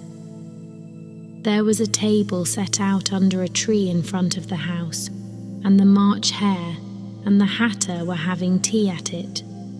A dormouse was sitting between them, fast asleep, and the other two were using it as a cushion, resting their elbows on it and talking over its head. Very uncomfortable for the dormouse, thought Alice. Only as it's asleep, I suppose it doesn't mind. The table was a large one, but the three were all crowded together at one corner of it. "No room! No room!" they cried out when they saw Alice coming. "There's plenty of room," said Alice indignantly, and she sat down in a large armchair at one end of the table. "Have some wine," the March Hare said in an encouraging tone. Alice looked all round the table, but there was nothing on it but tea. "I don't see any wine," she remarked. "There isn't any," said the March Hare. "Then it wasn't very civil of you to offer it," said Alice angrily. "It wasn't very civil of you to sit down without being invited," said the March Hare. "I didn't know it was your table," said Alice. "It's laid for a great many more than 3. "Your hair wants cutting," said the hatter. He had been looking at Alice for some time with great curiosity, and this was his first speech. "You should learn not to make personal remarks," Alice said with some severity. "It's very rude." The hatter opened his eyes very wide on hearing this, but all he said was, "Why is a raven like a writing desk?" "Come, we shall have some fun now," thought Alice. "I'm glad they've begun asking riddles. I believe I can guess that," she added aloud. "Do you mean that you think you can find out the answer to it?" said the March Hare. "Exactly so," said Alice. Then you should say what you mean, the March Hare went on.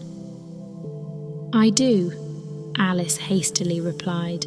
At least I mean what I say. That's the same thing, you know. Not the same thing a bit, said the Hatter. You might just as well say that I see what I eat is the same thing as I eat what I see. You might just as well say, added the March Hare, that I like what I get is the same thing as I get what I like.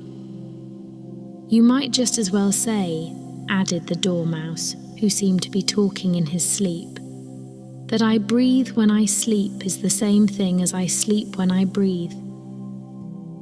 It is the same thing with you, said the Hatter, and here the conversation dropped, and the party sat silent for a minute, while Alice thought over all she could remember about ravens and writing desks, which wasn't much. The Hatter was the first to break the silence. What day of the month is it? He said, turning to Alice. He had taken his watch out of his pocket and was looking at it uneasily, shaking it every now and then and holding it to his ear. Alice considered a little and then said, the 4th. 2 days wrong, sighed the Hatter. I told you butter wouldn't suit the works, he added, looking angrily at the March Hare. It was the best butter, the March Hare meekly replied. Yes, but some crumbs must have got in as well, the Hatter grumbled. You shouldn't have put it in with the bread knife. The March Hare took the watch and looked at it gloomily. Then he dipped it into his cup of tea and looked at it again. But he could think of nothing better to say than his first remark. It was the best butter, you know. Alice had been looking over his shoulder with some curiosity. What a funny watch, she remarked. It tells the day of the month and doesn't tell what o'clock it is. Why should it? Muttered the Hatter. Does your watch tell you what year it is? Of course not, Alice replied very readily. But that's because it stays the same year for such a long time together. Which is just the case with mine, said the Hatter. Alice felt dreadfully puzzled. The Hatter's remark seemed to have no sort of meaning in it, and yet it was certainly English. I don't quite understand you, she said, as politely as she could. The Dormouse is asleep again, said the Hatter, and he poured a little hot tea upon its nose. The Dormouse shook its head impatiently and said without opening its eyes, Of course, just what I was going to remark myself. Have you guessed the riddle yet? The Hatter said, turning to Alice again. No, I give it up, Alice replied. What's the answer? I haven't the slightest idea, said the Hatter. Nor I, said the March Hare. Alice sighed wearily. I think you might do something better with the time, she said, than waste it in asking riddles that have no answers. If you knew time as well as I do, said the Hatter, you wouldn't talk about wasting it. It's him. I don't know what you mean, said Alice. Of course you don't, the Hatter said, tossing his head contemptuously. I dare say you never even spoke to time. Perhaps not, Alice cautiously replied, but I know I have to beat time when I learn music. Ah, that accounts for it, said the Hatter. He won't stand beating. Now, if you only kept on good terms with him, he'd do almost anything you liked with the clock. For instance, suppose it were 9 o'clock in the morning, just time to begin lessons. You'd only have to whisper a hint to time, and round goes the clock in a twinkling. 1:30, time for dinner." "I only wish it was," the March Hare said to itself in a whisper. "That would be grand, certainly," said Alice thoughtfully. "But then, I shouldn't be hungry for it, you know." "Not at first, perhaps," said the Hatter, "but you could keep it to 1:30 as long as you liked." "Is that the way you manage?" Alice asked. The Hatter shook his head mournfully. "Not I," he replied. "We quarrelled last March, just before he went mad, you know," pointing with his teaspoon at the March Hare. "It was at the great concert given by the Queen of Hearts, and I had to sing. 'Twinkle, twinkle, little bat, how I wonder what you're at.' You know the song, perhaps?" "I've heard something like it," said Alice. "It goes on, you know," the Hatter continued, "in this way. Up above the world you fly, like a tea tray in the sky, twinkle, twinkle." Here the Dormouse shook itself and began singing in its sleep, "Twinkle, twinkle, twinkle, twinkle," and went on so long that they had to pinch it to make it stop. "Well, I'd hardly finished the first verse," said the Hatter, when the Queen jumped up and bawled out, "He's murdering the time, off with his head." "How dreadfully savage," exclaimed Alice, and ever since that, the Hatter went on in a mournful tone. "He won't do a thing I ask. It's always 6 o'clock now." A bright idea came into Alice's head. "Is that the reason so many tea things are put out here?" she asked. "Yes, that's it," said the Hatter with a sigh. "It's always tea time, and we've no time to wash the things between whiles." "Then you keep moving round, I suppose?" said Alice. "Exactly so," said the Hatter, "as the things get used up." "But what happens when you come to the beginning again?" Alice ventured to ask. "Suppose we change the subject," the March Hare interrupted, yawning. "I'm getting tired of this. I vote the young lady tells us a story." "I'm afraid I don't know one," said Alice, rather alarmed at the proposal. "Then the Dormouse shall," they both cried.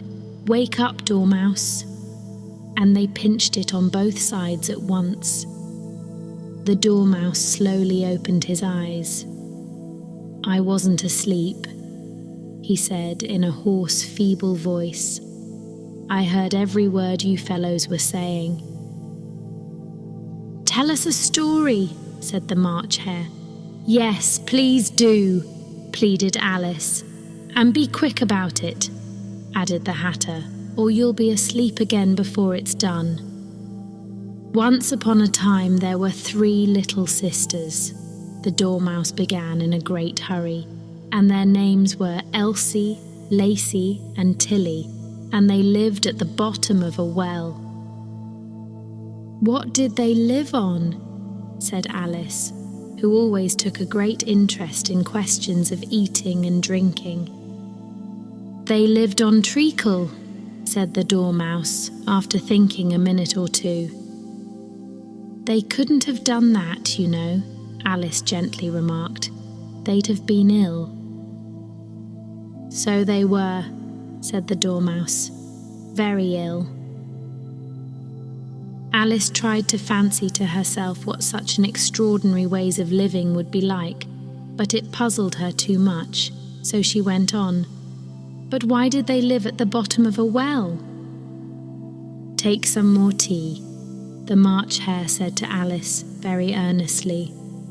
"I've had nothing yet," Alice replied in an offended tone, "so I can't take more." "You mean you can't take less?" said the Hatter. "It's very easy to take more than nothing. "Nobody asked your opinion," said Alice. "Who's making personal remarks now?" the Hatter asked triumphantly. Alice did not quite know what to say to this, so she helped herself to some tea and bread and butter, and then turned to the Dormouse and repeated her question. Why did they live at the bottom of a well? The Dormouse again took a minute or two to think about it, and then said, "It was a treacle well." "There's no such thing." Alice was beginning very angrily, but the Hatter and the March Hare went shh, shh, and the Dormouse sulkily remarked, "If you can't be civil, you'd better finish the story for yourself." "No, please go on," Alice said very humbly. "I won't interrupt again. I dare say there may be one."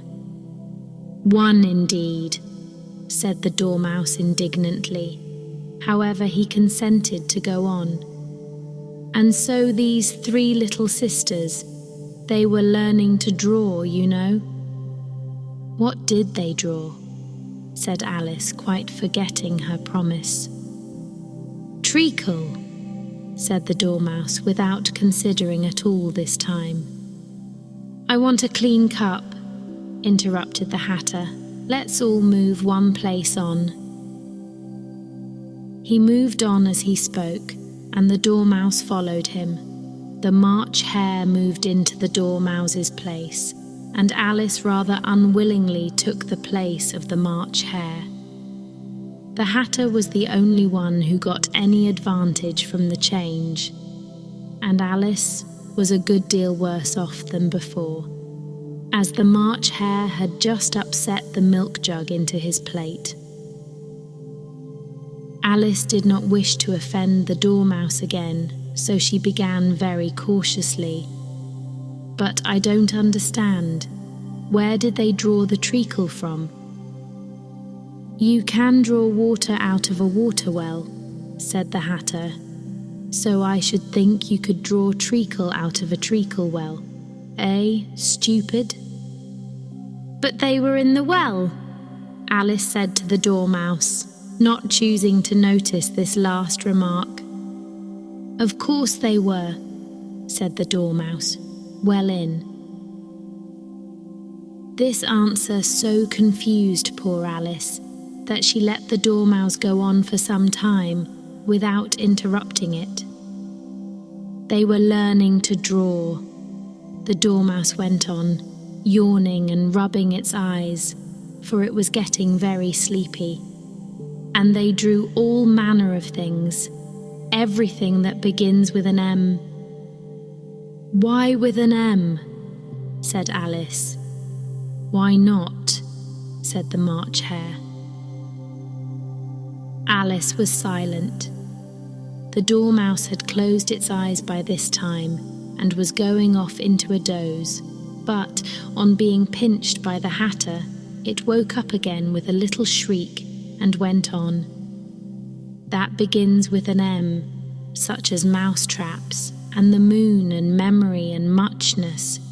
You know you say things are much of a muchness. Did you ever see such a thing as a drawing of a muchness?" "Really, now you ask me," said Alice, very much confused. "I don't think—" "Then you shouldn't talk," said the Hatter. This piece of rudeness was more than Alice could bear. She got up in great disgust and walked off. The Dormouse fell asleep instantly, and neither of the others took the least notice of her going, though she looked back once or twice, half hoping that they would call after her. The last time she saw them, they were trying to put the Dormouse into the teapot. "At any rate, I'll never go there again," said Alice, as she picked her way through the wood. "It's the stupidest tea party I ever was at in all my life." Just as she said this, she noticed that one of the trees had a door leading right into it. "That's very curious," she thought, But everything's curious today. I think I may as well go in at once." And in she went. Once more she found herself in the long hall and close to the little glass table. "Now, I'll manage better this time," she said to herself, and began by taking the little golden key and unlocking the door that led into the garden. Then she went to work nibbling at the mushroom. She had kept a piece of it in her pocket till she was about a foot high.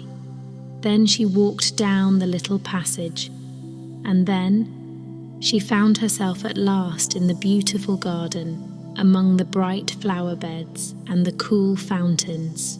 A large rose tree stood near the entrance of the garden. The roses growing on it were white, but there were 3 gardeners at it, busily painting them red. Alice thought this a very curious thing, and she went nearer to watch them, and just as she came up to them she heard one of them say, "Look out now, 5, don't go splashing paint over me like that." "I couldn't help it," said 5 in a sulky tone. 7 jogged my elbow. On which 7 looked up and said, "That's right, 5, always lay the blame on others." "You'd better not talk," said 5. "I heard the Queen say only yesterday you deserved to be beheaded." "What for?" said the one who had spoken first. "That's none of your business, too," said 7. "Yes, it is his business," said 5, "and I'll tell him it was for bringing the cook tulip roots instead of onions." 7 flung down his brush and had just begun, "Well, of all the unjust things," when his eye chanced to fall upon Alice as she stood watching them, and he checked himself suddenly. The others looked round also, and all of them bowed low.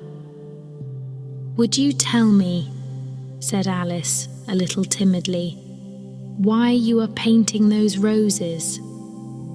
5 and 7 said nothing, but looked at 2. 2 began in a low voice, "Why, the fact is, you see, miss, this here ought to have been a red rose tree, and we put a white one in by mistake, and if the Queen was to find it out, we should all have our heads cut off, you know.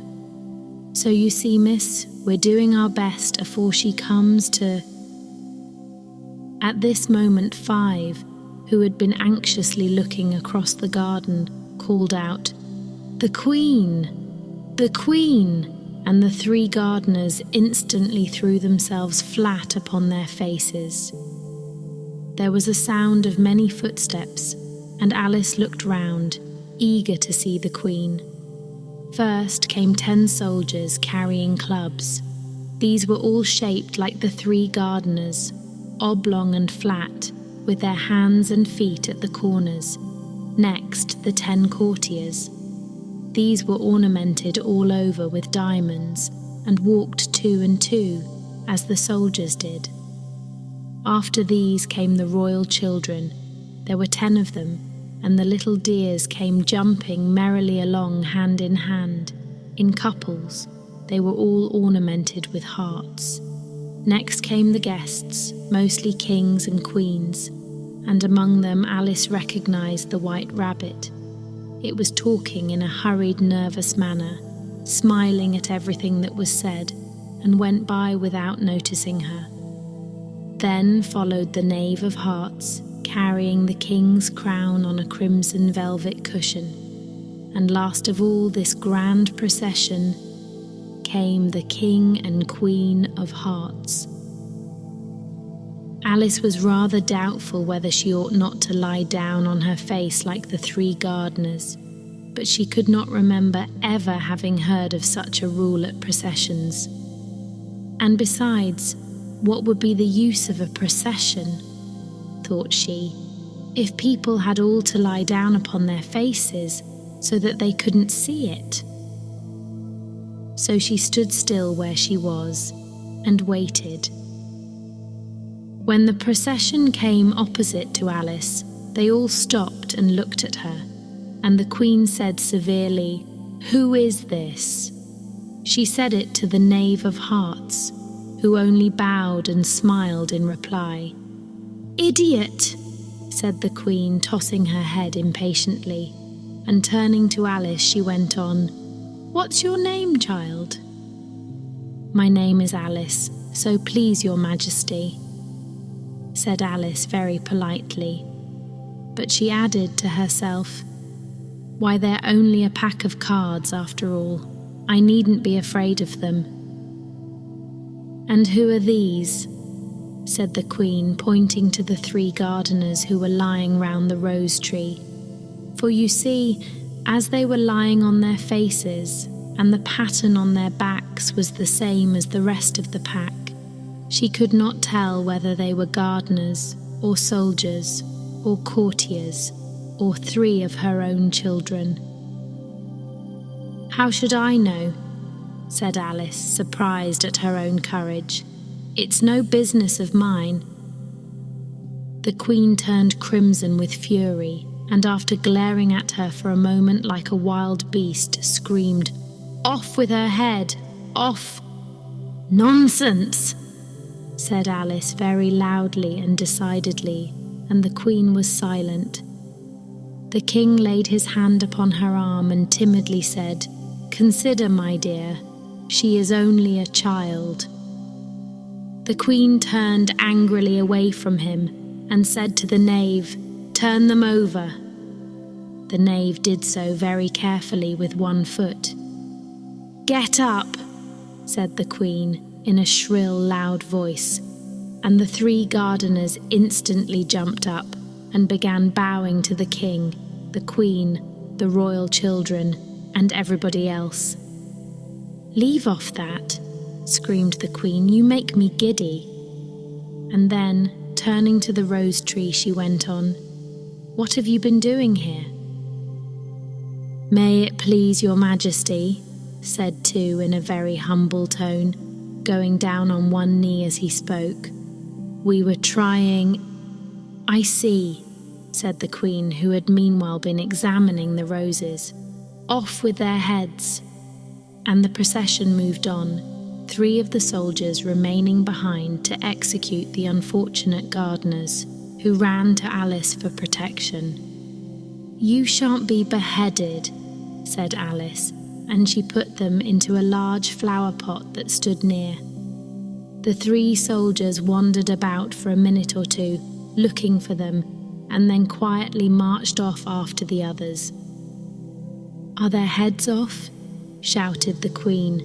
"Their heads are gone, if it please your Majesty," the soldiers shouted in reply.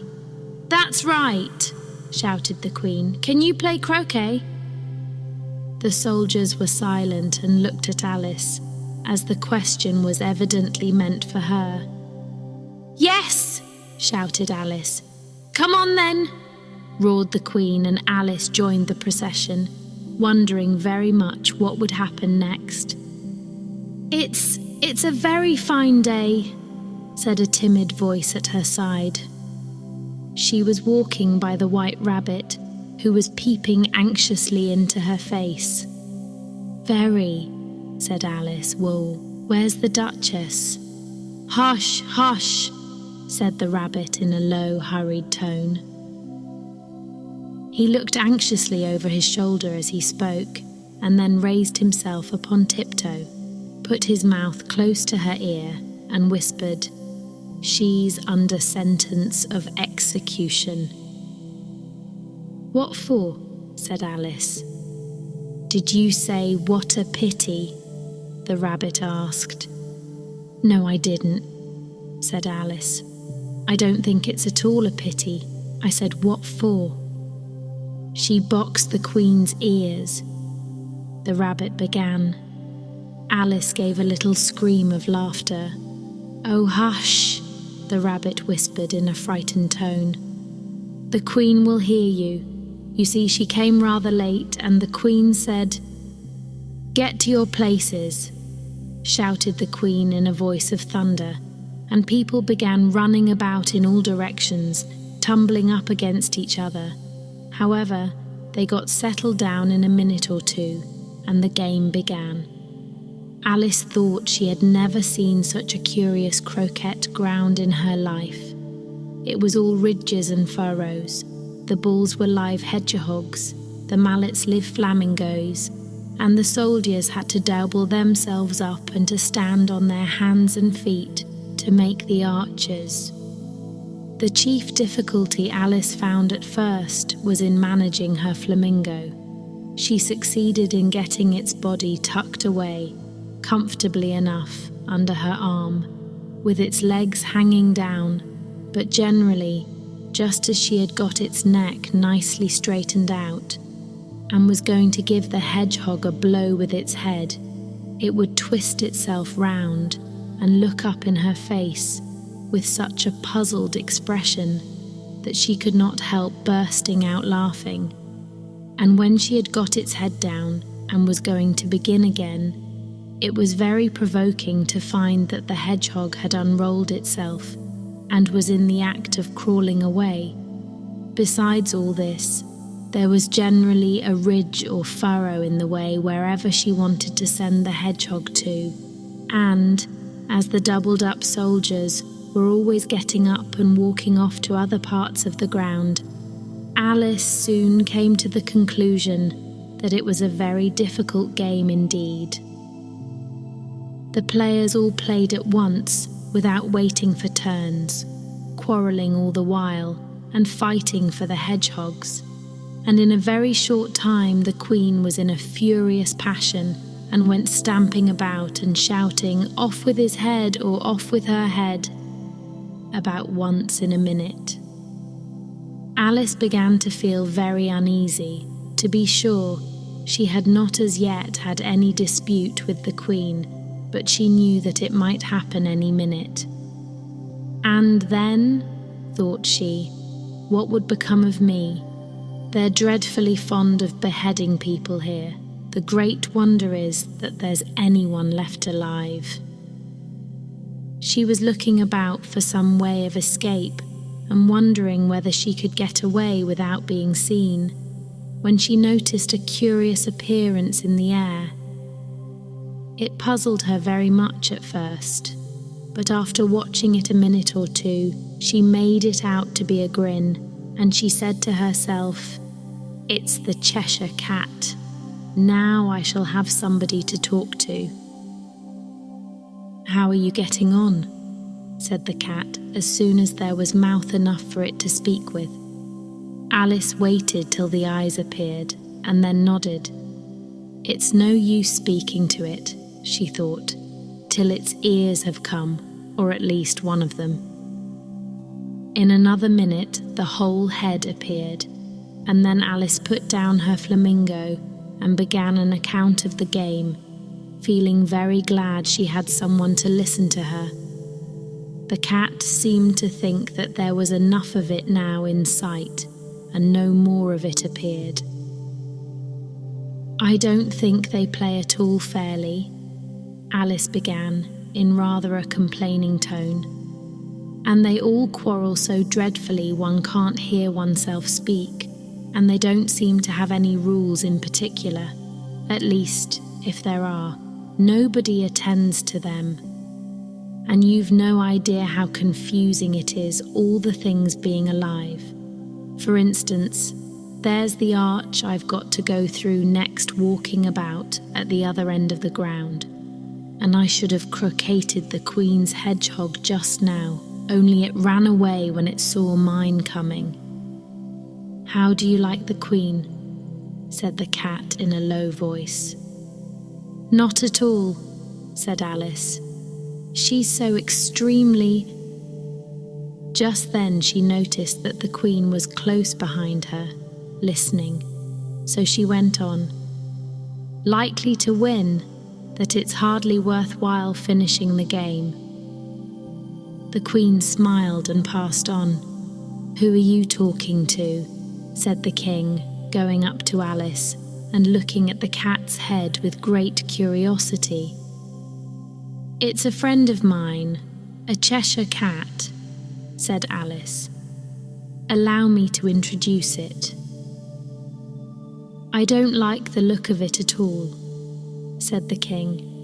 "However, it may kiss my hand if it likes."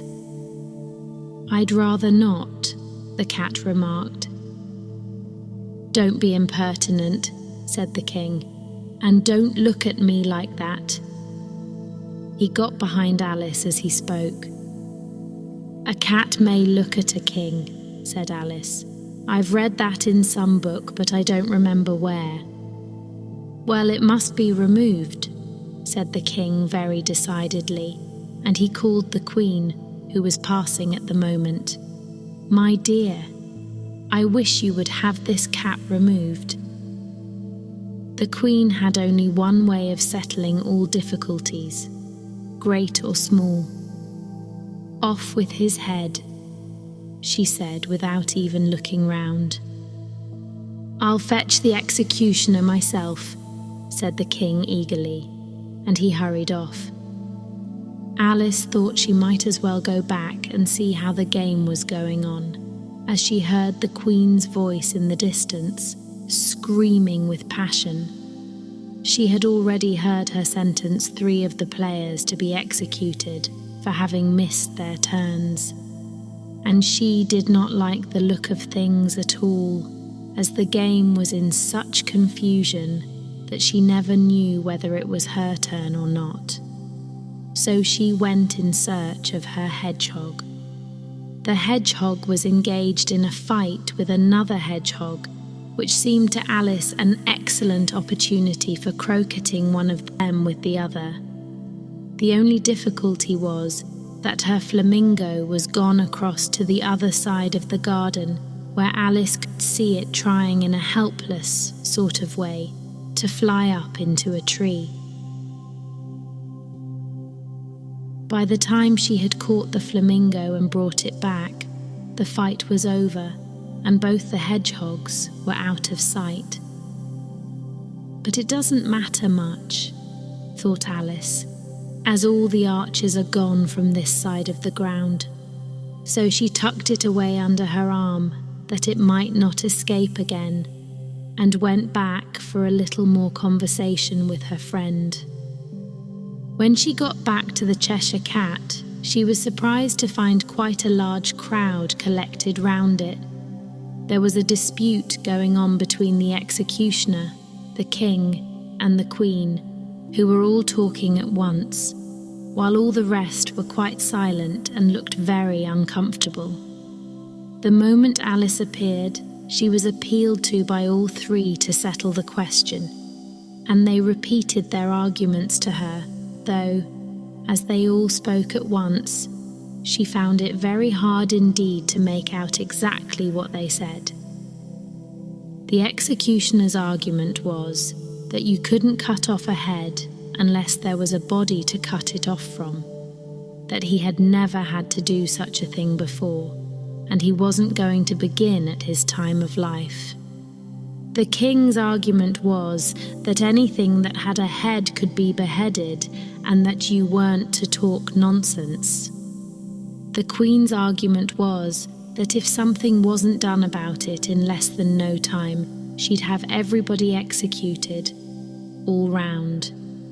It was this last remark that had made the whole party look so grave and anxious. Alice could think of nothing else to say, but "It belongs to the Duchess. You'd better ask her about it." "She's in prison," the Queen said to the executioner. "Fetch her here." And the executioner went off like an arrow. The cat's head began fading away the moment he was gone, and by the time he had come back with the Duchess, it had entirely disappeared. So the king and the executioner ran wildly up and down looking for it, while the rest of the party went back to the game. "You can't think how glad I am to see you again, you dear old thing," said the Duchess, as she tucked her arm affectionately into Alice's, and they walked off together. Alice was very glad to find her in such a pleasant temper, and thought to herself that perhaps it was only the pepper that had made her so savage when they met in the kitchen. "When I'm a duchess," she said to herself, not in a very hopeful tone though, "I won't have any pepper in my kitchen at all. Soup does very well without. Maybe it's always pepper that makes people hot-tempered," she went on, very much pleased at having found out a new kind of rule. "And vinegar that makes them sour, and chamomile that makes them bitter, and barley sugar and such things that make children sweet-tempered. I only wish people knew that. Then they wouldn't be so stingy about it, you know." She had quite forgotten the Duchess by this time, and was a little startled when she heard her voice close to her ear. "You're thinking about something, my dear, and that makes you forget to talk. I can't tell you just now what the moral of that is, but I shall remember it in a bit." "Perhaps it hasn't one," Alice ventured to remark.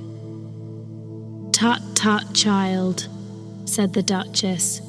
"Everything's got a moral, if only you can find it." And she squeezed herself up closer to Alice's side as she spoke. Alice did not much like keeping so close to her. First, because the Duchess was very ugly, and secondly, because she was exactly the right height to rest her chin upon Alice's shoulder, and it was an uncomfortably sharp chin.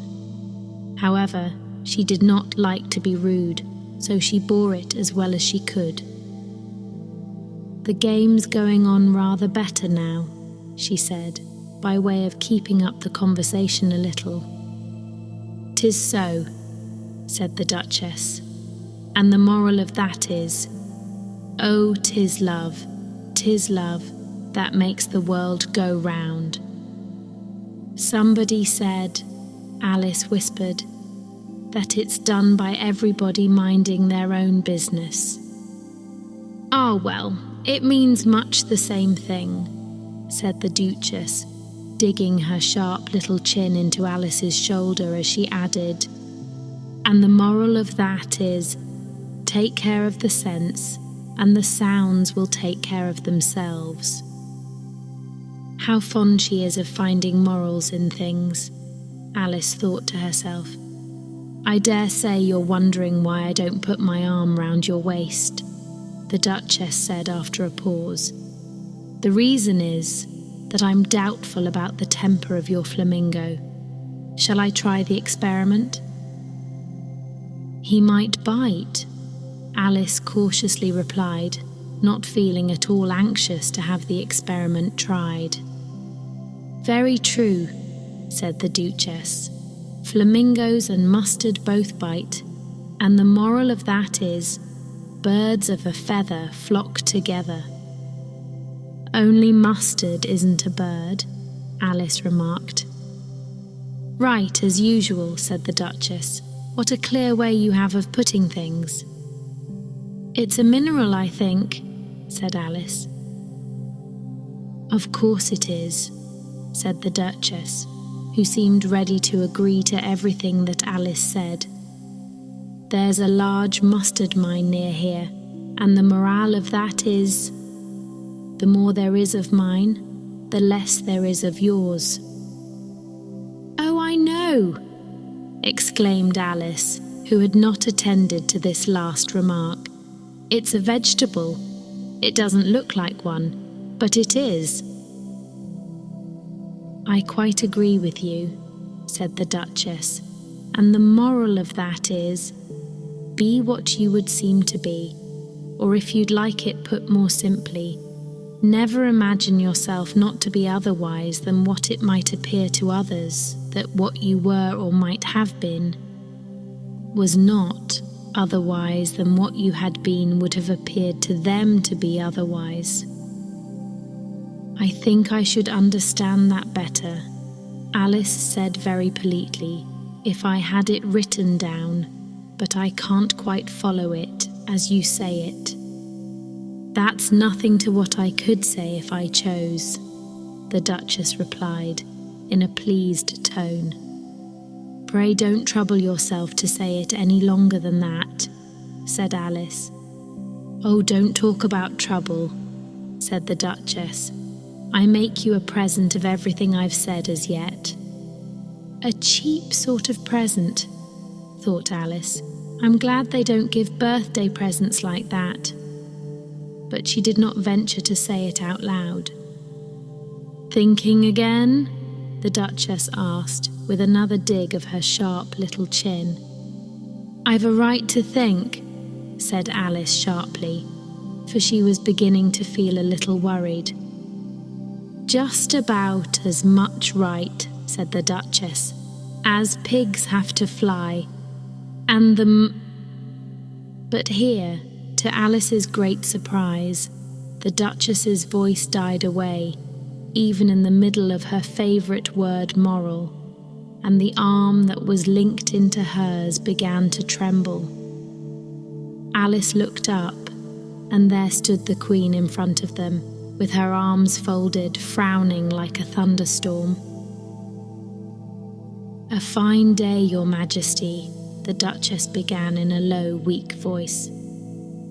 "Now I give you fair warning," shouted the Queen, stamping on the ground as she spoke. "Either you or your head must be off, and that in about half no time.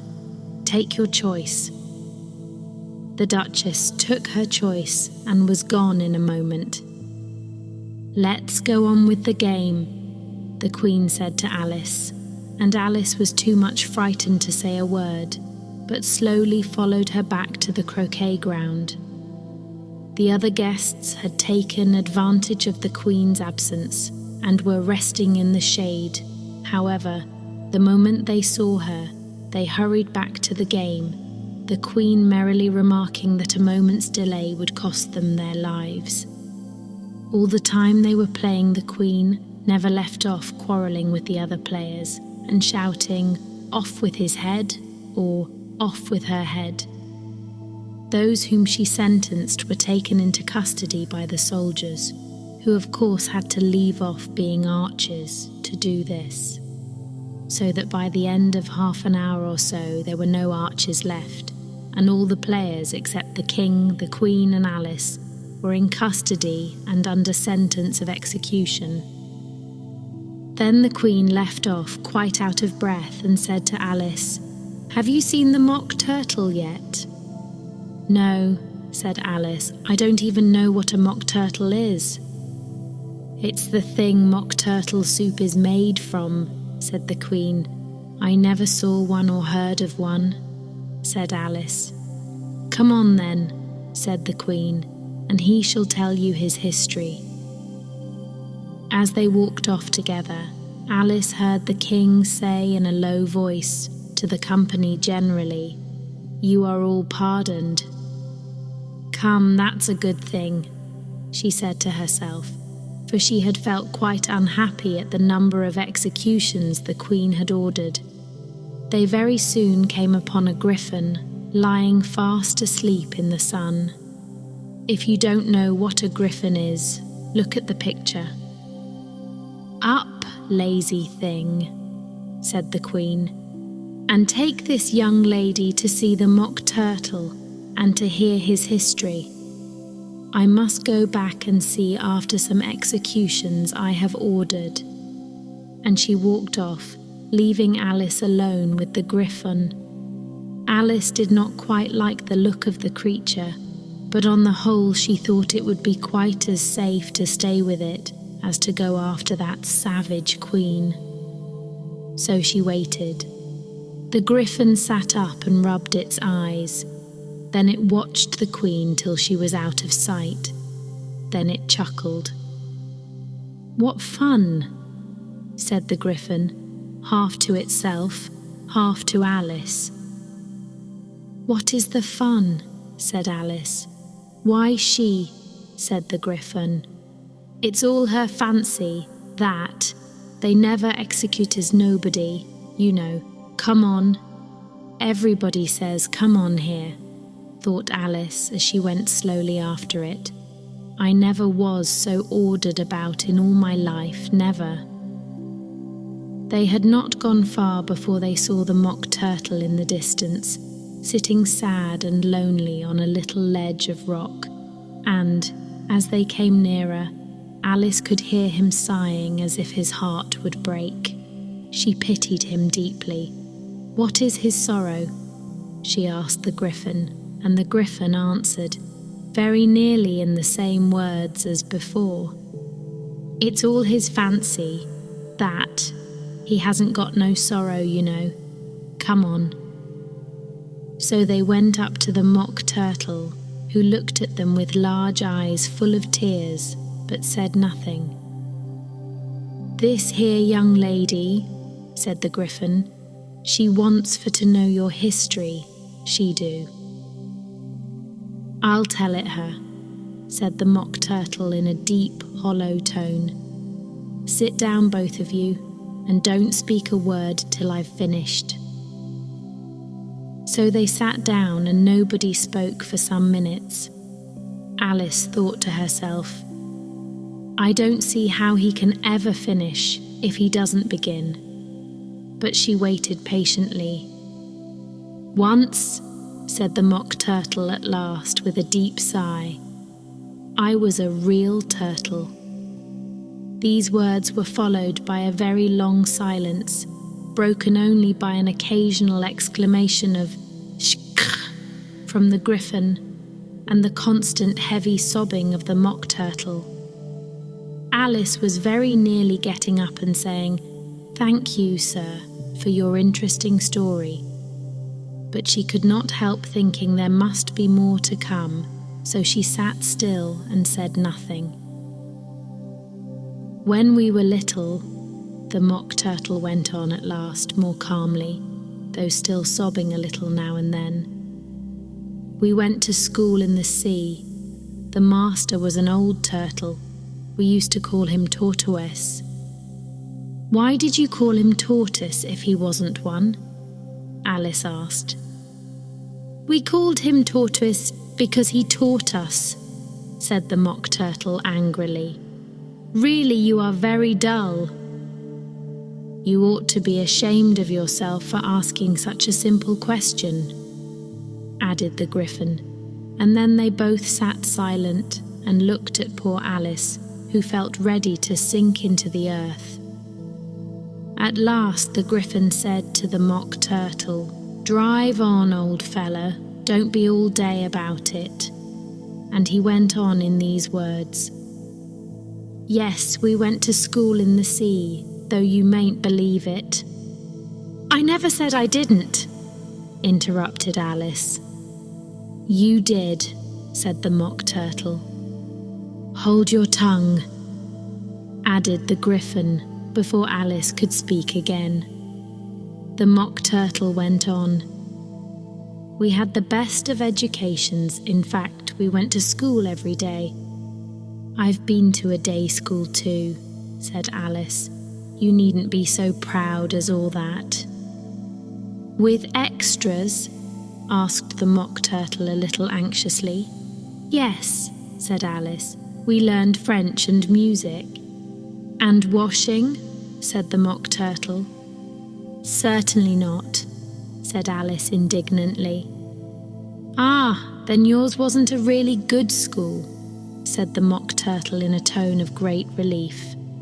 Now at ours they had at the end of the bill, French, music and washing, extra. "You couldn't have wanted it much," said Alice, "living at the bottom of the sea." "I couldn't afford to learn it," said the Mock Turtle with a sigh. "I only took the regular course." "What was that?" inquired Alice. "Reeling and writhing, of course, to begin with," the Mock Turtle replied, "and then the different branches of arithmetic, ambition, distraction, uglification, and derision." "I never heard of uglification," Alice ventured to say. What is it?" The griffin lifted up both its paws in surprise. "What? Never heard of uglifying?" it exclaimed. "You know what to beautify is, I suppose?" "Yes," said Alice doubtfully. "It means to make anything prettier." "Well then," the griffin went on, "if you don't know what to uglify is, you are a simpleton." Alice did not feel encouraged to ask any more questions about it, so she turned to the Mock Turtle and said, "What else had you to learn?" "Well, there was mystery," the Mock Turtle replied, counting off the subjects on his flappers. "Mystery, ancient and modern, with seaography, then drawling. The drawling master was an old conger eel that used to come once a week. He taught us drawling, stretching, and fainting in coils." "What was that like?" said Alice. "Well, I can't show it you myself," the Mock Turtle said. "I'm too stiff, and the griffin never learnt it." "Hadn't time," said the griffin. "I went to the classics master, though. He was an old crab, he was." "I never went to him," the Mock Turtle said with a sigh. "He taught laughing and grief, they used to say." So he did," said the griffin, sighing in his turn, and both creatures hid their faces in their paws. "And how many hours a day did you do lessons?" said Alice in a hurry to change the subject. 10 hours the first day," said the Mock Turtle, 9 the next, and so on. "What a curious plan," exclaimed Alice. "That's the reason they're called lessons," the griffin remarked, "because they lesson from day to day." This was quite a new idea to Alice, and she thought it over a little before she made her next remark. "Then the 11th day must have been a holiday." "Of course it was," said the Mock Turtle. "And how did you manage on the 12th? Alice went on eagerly. "That's enough about lessons," the griffin interrupted in a very decided tone. "Tell her something about the games now." The Mock Turtle sighed deeply and drew the back of one flapper across his eyes. He looked at Alice and tried to speak, but for a minute or two, sobs choked his voice. "Same as if he had a bone in his throat," said the griffin, and it set to work shaking him and punching him in the back. At last, the Mock Turtle recovered his voice, and, with tears running down his cheeks, he went on again. "You may not have lived much under the sea. I haven't," said Alice. "And perhaps you were never even introduced to a lobster." Alice began to say, "I once tasted," but checked herself hastily and said, "No, never. So you can have no idea what a delightful thing a lobster quadrille is?" "No, indeed," said Alice. "What sort of a dance is it?" "Why," said the griffin, "you first form into a line along the seashore." "2 lines!" cried the Mock Turtle. "Seals, turtles, salmon, and so on. Then, when you've cleared all the jellyfish out of the way—" "That generally takes some time," interrupted the griffin. "You advance twice, each with a lobster as a partner," cried the griffin. "Of course," the Mock Turtle said. "Advance twice, set to partners. Change lobsters and retire in same order," continued the griffin. "Then, you know," the Mock Turtle went on, "you throw the—" "The lobsters!" shouted the griffin with a bound into the air. "As far out to sea as you can?" "Swim after them!" screamed the griffin. Turn a somersault in the sea, cried the Mock Turtle, capering wildly about. Change lobsters again, yelled the Griffin at the top of its voice. Back to land again, and that's all the first figure, said the Mock Turtle, suddenly dropping his voice. And the two creatures, who had been jumping about like mad things all this time, sat down again very sadly and quietly and looked at Alice. It must be a very pretty dance, said Alice timidly. Would you like to see a little of it? Said the Mock Turtle. Very much indeed, said Alice. Come, let's try the first figure, said the Mock Turtle to the Griffin. We can do without lobsters, you know. Which shall sing? Oh, you sing, said the Griffin. I've forgotten the words. So they began solemnly dancing round and round Alice, every now and then treading on her toes when they passed too close, and waving their forepaws to mark the time, while the Mock Turtle sang this, very slowly and sadly. Will you walk a little faster? Said a whiting to a snail. There's a porpoise close behind us, and he's treading on my tail. See how eagerly the lobsters and the turtles all advance. They are waiting on the shingle. Will you come and join the dance? Will you, won't you, will you, won't you join the dance? Will you, won't you, will you, won't you join the dance? You can really have no notion how delightful it will be when they take us up and throw us with the lobsters out to sea. But the snail replied, too far, and gave a look askance.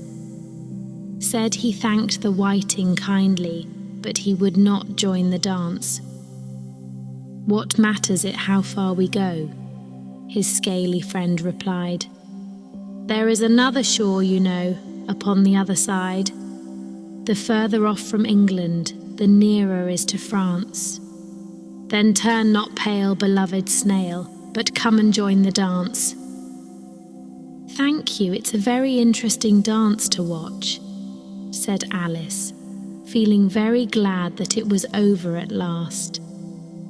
And I do so like that curious song about the whiting. Oh, as to the whiting, said the Mock Turtle, you've seen them, of course. Yes, said Alice, I've often seen them at She checked herself hastily. I don't know where Din may be, said the Mock Turtle, but if you've seen them so often, of course you know what they're like. I believe so, Alice replied thoughtfully. They have their tails in their mouths, and they're all over crumbs. You're wrong about the crumbs, said the Mock Turtle. Crumbs would all wash off in the sea, but they have their tails in their mouths, and the reason is... Here the Mock Turtle yawned and shut his eyes. Tell her about the reason and all that, he said to the Griffin. The reason is, said the Griffin, that they would go with the lobsters to the dance. So they got thrown out to sea, so they had to fall a long way, so they got their tails fast in their mouths. So they couldn't get them out again. That's all. Thank you, said Alice. It's very interesting. I never knew so much about a whiting before. I can tell you more than that if you like, said the Griffin. Do you know why it's called a whiting? I never thought about it, said Alice. Why? It does the boots and shoes, the Griffin replied very solemnly. Alice was thoroughly puzzled. Does the boots and shoes? She repeated in a wondering tone. Why, what are your shoes done with? Said the Griffin. I mean, what makes them so shiny? Alice looked down at them and considered a little before she gave her answer. They're done with blacking, I believe. Boots and shoes under the sea, the Griffin went on in a deep voice, are done with a whiting. Now you know. And what are they made of? Alice asked in a tone of great curiosity. Soles and eels, of course, the Griffon replied rather impatiently. Any shrimp could have told you that. If I'd been the whiting, said Alice, whose thoughts were still running on the song, I'd have said to the porpoise, keep back, please, we don't want you with us. They were obliged to have him with them, the Mock Turtle said. No wise fish would go anywhere without a porpoise. Wouldn't it really? Said Alice in a tone of great surprise. Of course not, said the Mock Turtle.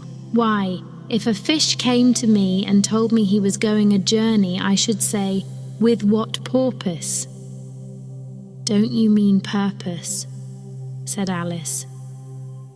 I mean what I say, the Mock Turtle replied in an offended tone, and the Griffin added, Come, let's hear some of your adventures. I could tell you my adventures, beginning from this morning, said Alice a little timidly, but it's no use going back to yesterday, because I was a different person then. Explain all that, said the Mock Turtle. No, the adventures first, said the Griffin in an impatient tone. Explanations take such a dreadful time. So Alice began telling them her adventures from the time when she first saw the White Rabbit. She was a little nervous about it just at first. The two creatures got so close to her, one on each side, and opened their eyes and mouths so very wide, but she gained courage as she went on. Her listeners were perfectly quiet till she got to the part about her repeating, You are old, Father William, to the caterpillar, and the words all coming different. And then the Mock Turtle drew a long breath and said, That's very curious.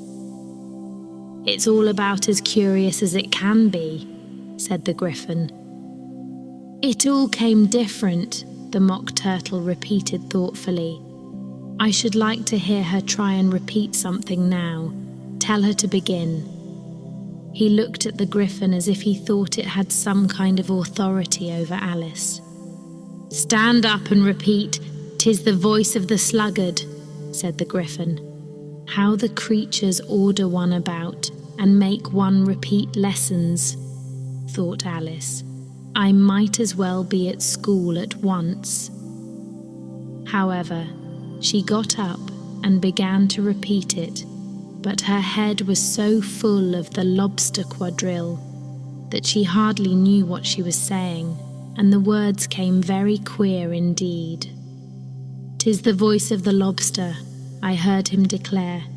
"You have baked me too brown, I must sugar my hair." As a duck with its eyelids, so he with his nose trims his belt and his buttons and turns out his toes. That's different from what I used to say when I was a child, said the Griffin.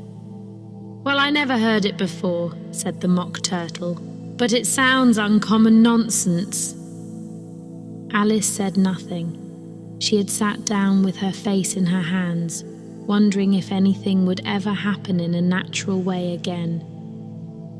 I should like to have it explained, said the Mock Turtle. She can't explain it, said the Griffin hastily. Go on with the next verse. But about his toes, the Mock Turtle persisted. How could he turn them out with his nose, you know? It's the first position in dancing, Alice said, but was dreadfully puzzled by the whole thing and longed to change the subject. Go on with the next verse, the Griffin repeated impatiently. It begins, I passed by his garden. Alice did not dare to disobey, though she felt sure it would all come wrong, and she went on in a trembling voice. I passed by his garden and marked with one eye how the owl and the panther were sharing a pie. Later editions continued as follows. The panther took pie crust and gravy and meat, while the owl had the dish as its share of the treat.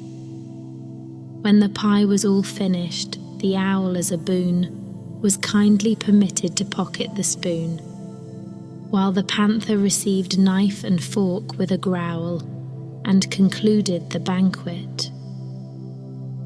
"What is the use of repeating all that stuff?" the Mock Turtle interrupted.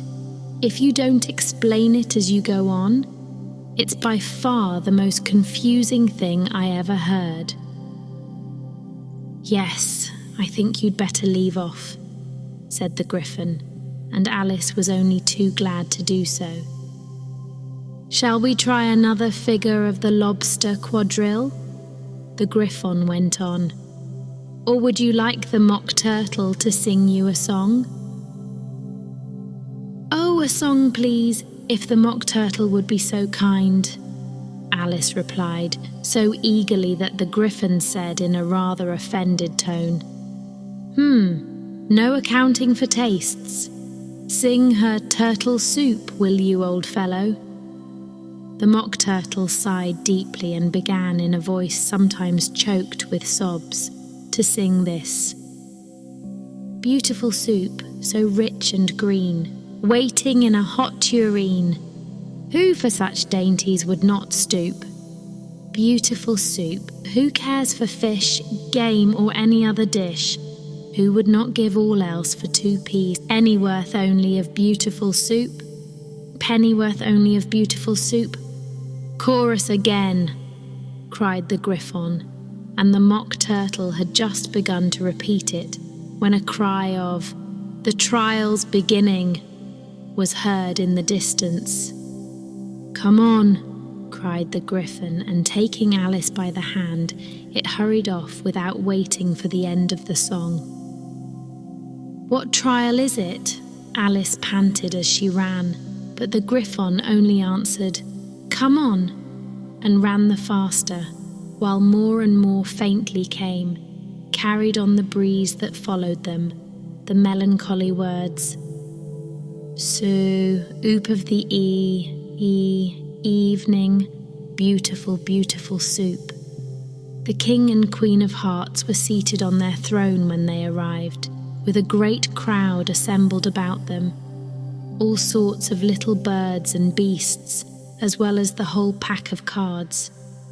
The knave was standing before them in chains, with a soldier on each side to guard him. And near the king was the White Rabbit, with a trumpet in one hand and a scroll of parchment in the other. In the very middle of the court was a table, with a large dish of tarts upon it. They looked so good that it made Alice quite hungry to look at them. "I wish they'd get the trial done," she thought, "and hand round the refreshments." But there seemed to be no chance of this, so she began looking at everything about her, to pass away the time. Alice had never been in a court of justice before, but she had read about them in books, and she was quite pleased to find that she knew the name of nearly everything there. "That's the judge," she said to herself, "because of his great wig." The judge, by the way, was the king, and as he wore his crown over the wig, look at the frontispiece if you want to see how he did it. He did not look at all comfortable, and it was certainly not becoming.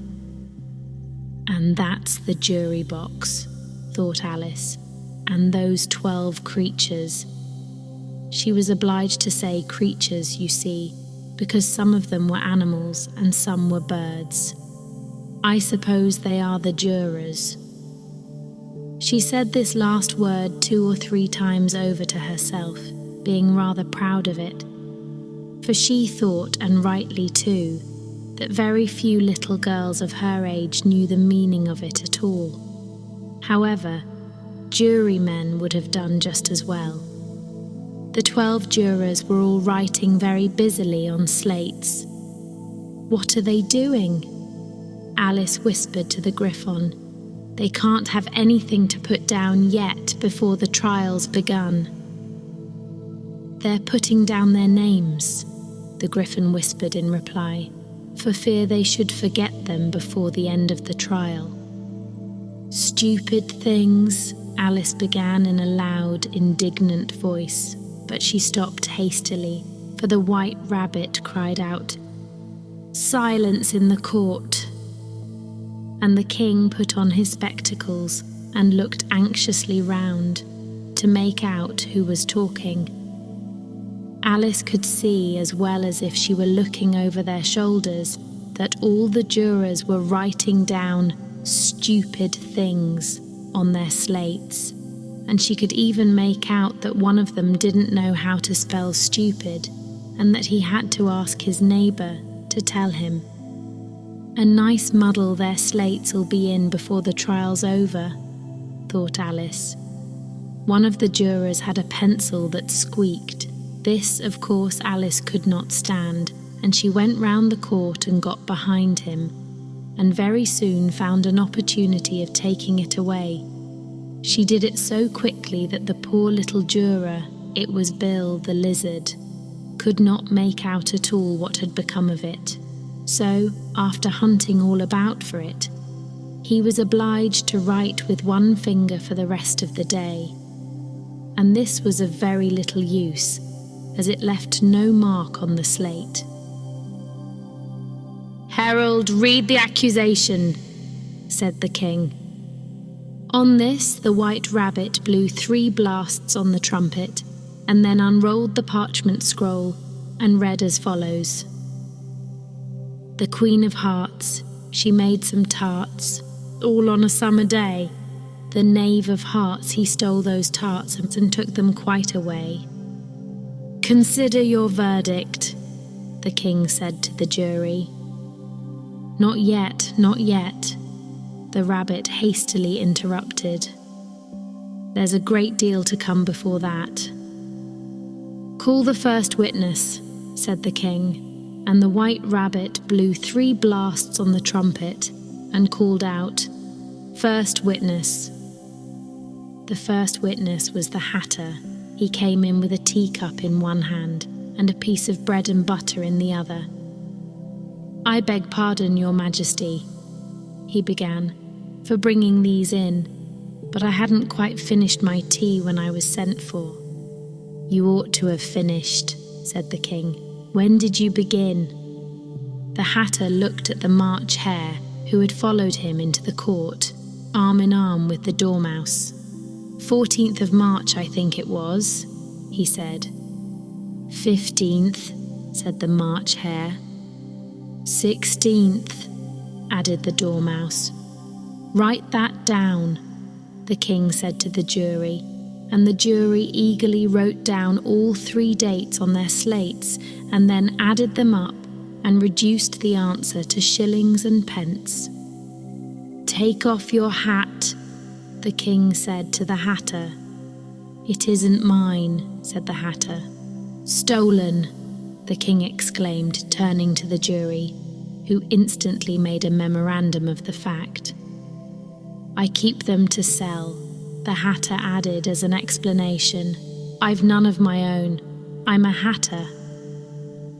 Here the Queen put on her spectacles and began staring at the Hatter, who turned pale and fidgeted. "Give your evidence," said the king, "and don't be nervous, or I'll have you executed on the spot." This did not seem to encourage the witness at all. He kept shifting from one foot to the other, looking uneasily at the Queen, and in his confusion he bit a large piece out of his teacup instead of the bread and butter. Just at this moment, Alice felt a very curious sensation, which puzzled her a good deal until she made out what it was.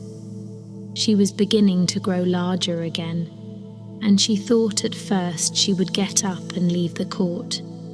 But on second thoughts, she decided to remain where she was, as long as there was room for her. "I wish you wouldn't squeeze so," said the Dormouse, who was sitting next to her. "I can hardly breathe." "I can't help it," said Alice very meekly.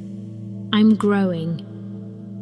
"You've no right to grow here," said the Dormouse. "Don't talk nonsense," said Alice more boldly. "You know you're growing too."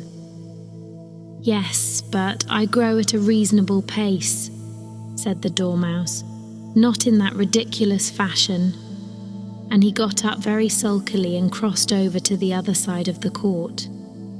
All this time, the Queen had never left off staring at the Hatter, and just as the Dormouse crossed the court, she said to one of the officers of the court, "Bring me the list of the singers in the last concert," on which the wretched Hatter trembled so that he shook both his shoes off.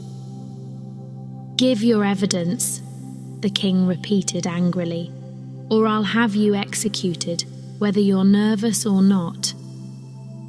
"I'm a poor man, Your Majesty," the Hatter began in a trembling voice, "and I hadn't begun my tea, not above a week or so, and what with the bread and butter getting so thin, and the twinkling of the tea." "The twinkling of the what?" said the King. "It began with the tea," the Hatter replied. "Of course twinkling begins with a T," said the King sharply. "Do you take me for a dunce? Go on." "I'm a poor man," the Hatter went on, "and most things twinkled after that, only the March Hare said—" "I didn't," the March Hare interrupted in a great hurry. "You did?" said the Hatter. "I deny it," said the March Hare. "He denies it," said the King. "Leave out that part." "Well, at any rate, the Dormouse said—" the Hatter went on, looking anxiously round to see if he would deny it too. But the Dormouse denied nothing, being fast asleep. "After that," continued the Hatter, "I cut some more bread and butter." "But what did the Dormouse say?" one of the jury asked. "That I can't remember," said the Hatter. "You must remember," remarked the King, "or I'll have you executed." The miserable Hatter dropped his teacup and bread and butter and went down on one knee. "I'm a poor man, Your Majesty," he began. "You're a very poor speaker," said the King. Here one of the guinea pigs cheered and was immediately suppressed by the officers of the court. As that is rather a hard word, I will just explain to you how it was done. They had a large canvas bag, which tied up at the mouth with strings. Into this they slipped the guinea pig, head first, and then sat upon it. "I'm glad I've seen that done," thought Alice. "I've so often read in the newspapers, at the end of trials, there was some attempts at applause, which was immediately suppressed by the officers of the court, and I never understood what it meant till now. If that's all you know about it, you may stand down," continued the King. "I can't go no lower," said the Hatter. "I'm on the floor, as it is." "Then you may sit down," the King replied. Here the other guinea pig cheered and was suppressed. "Come, that finished the guinea pigs," thought Alice. "Now we shall get on better." "I'd rather finish my tea," said the Hatter, with an anxious look at the Queen, who was reading the list of singers. "You may go," said the King, and the Hatter hurriedly left the court without even waiting to put his shoes on. And just take his head off outside," the Queen added to one of the officers, but the Hatter was out of sight before the officer could get to the door. "Call the next witness," said the King. The next witness was the Duchess's cook. She carried the pepper box in her hand, and Alice guessed who it was, even before she got into the court. By the way, the people near the door began sneezing all at once. "Give your evidence," said the King. "Shan't," said the cook. The King looked anxiously at the White Rabbit, who said in a low voice, "Your Majesty must cross-examine this witness." "Well, if I must, I must," the King said with a melancholy air, and after folding his arms and frowning at the cook till his eyes were nearly out of sight, he said in a deep voice, "What are tarts made of?" "Pepper mostly," said the cook. "Treacle," said a sleepy voice behind her. "Collar that dormouse!" the Queen shrieked out. "Behead that dormouse! Turn that dormouse out of court! Suppress him! Pinch him! Off with his whiskers!" For some minutes the whole court was in confusion, getting the dormouse turned out, and by the time they had settled down again, the cook had disappeared. "Never mind," said the King with an air of great relief. "Call the next witness." And he added in an undertone to the Queen, "Really, my dear, you must cross-examine the next witness. It quite makes my forehead ache." Alice watched the White Rabbit as he fumbled over the list, feeling very curious to see what the next witness would be like. "For they haven't got much evidence yet," she said to herself. Imagine her surprise when the White Rabbit read out at the top of his shrill little voice the name Alice. "Here!" cried Alice, quite forgetting in the flurry of the moment how large she had grown in the last few minutes, and she jumped up in such a hurry that she tipped over the jury box with the edge of her skirt, upsetting all the jurymen onto the heads of the crowd below, and there they lay sprawling about, reminding her very much of a globe of goldfish she had accidentally upset the week before. "Oh, I beg your pardon," she exclaimed in a tone of great dismay, and began picking them up again as quickly as she could, for the accident of the goldfish kept running in her head, and she had a vague sort of idea that they must be collected at once and put back into the jury box, or they would die. "The trial cannot proceed," said the King in a very grave voice, "until all the jurymen are back in their proper places, all," he repeated with great emphasis, looking hard at Alice as he said so. Alice looked at the jury box and saw that, in her haste, she had put the lizard in head downwards, and the poor little thing was waving its tail about in a melancholy way, being quite unable to move. She soon got it out again and put it right. "Not that it signifies much," she said to herself. "I should think it would be quite as much use in the trial one way up as the other." As soon as the jury had a little recovered from the shock of being upset, and their slates and pencils had been found and handed back to them, they set to work very diligently to write out a history of the accident, all except the lizard, who seemed too much overcome to do anything but sit with its mouth open, gazing up into the roof of the court. "What do you know about this business?" the King said to Alice. "Nothing," said Alice. "Nothing whatever," persisted the King. "Nothing whatever," said Alice. "That's very important," the King said, turning to the jury. They were just beginning to write this down on their slates when the White Rabbit interrupted. "Unimportant, Your Majesty means, of course," he said in a very respectful tone, but frowning and making faces at him as he spoke.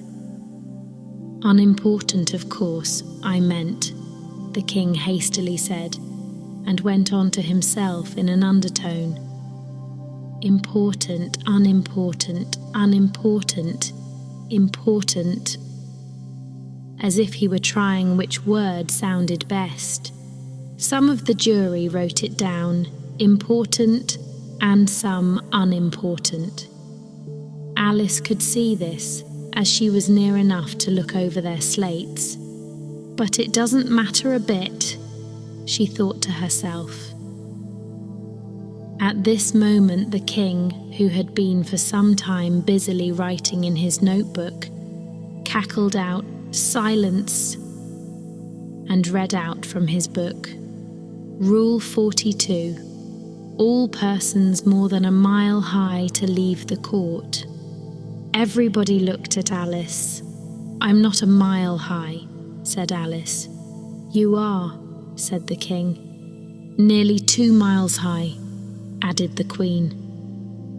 "Well, I shan't go at any rate," said Alice. "Besides, that's not a regular rule.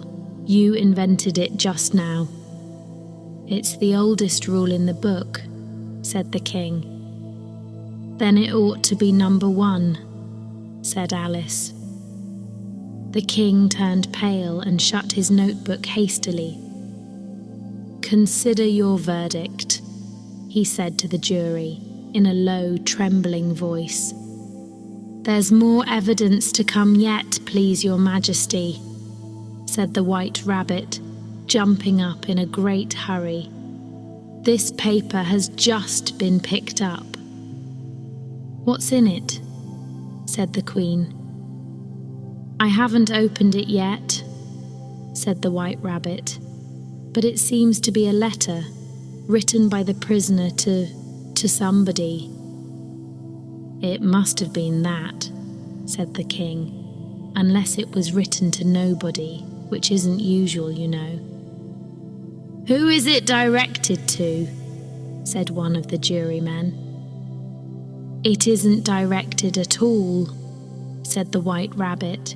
"In fact, there's nothing written on the outside." He unfolded the paper as he spoke and added, "It isn't a letter after all. It's a set of verses." "Are they in the prisoner's handwriting?" asked another of the jurymen. "No, they're not," said the White Rabbit, "and that's the queerest thing about it." The jury all looked puzzled. "He must have imitated somebody else's hand," said the king. The jury all brightened up again. "Please, your Majesty," said the knave, "I didn't write it, and they can't prove I did. There's no name signed at the end." "If you didn't sign it," said the king, "that only makes the matter worse.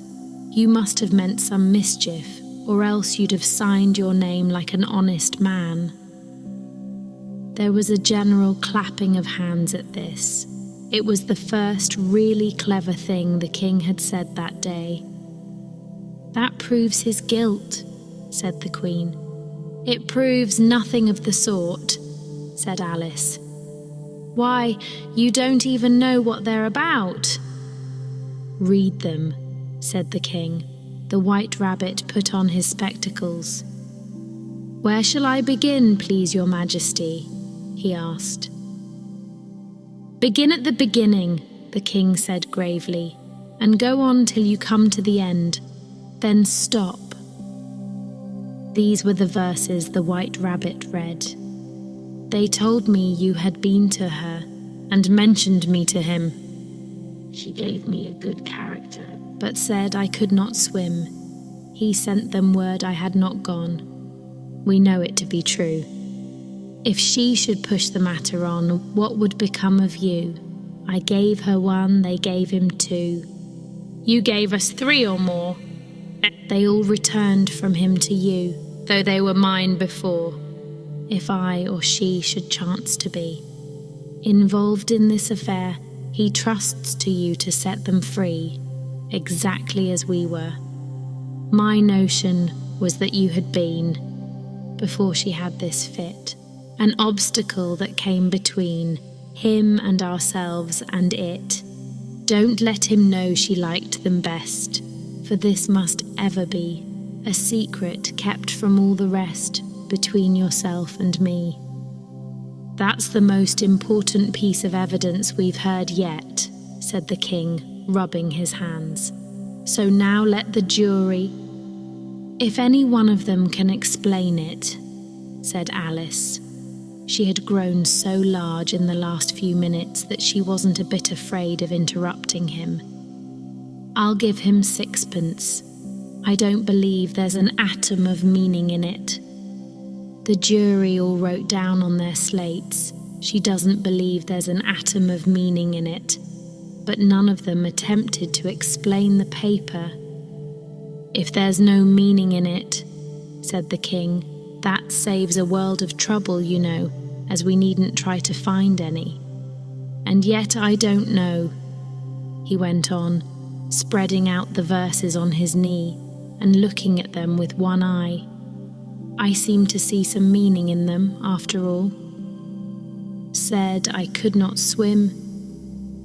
You can't swim, can you?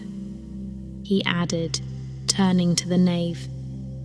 The knave shook his head sadly. Do I look like it? He said, which he certainly did not, being made entirely of cardboard. All right so far, said the king, and he went on muttering over the verses to himself. We know it to be true.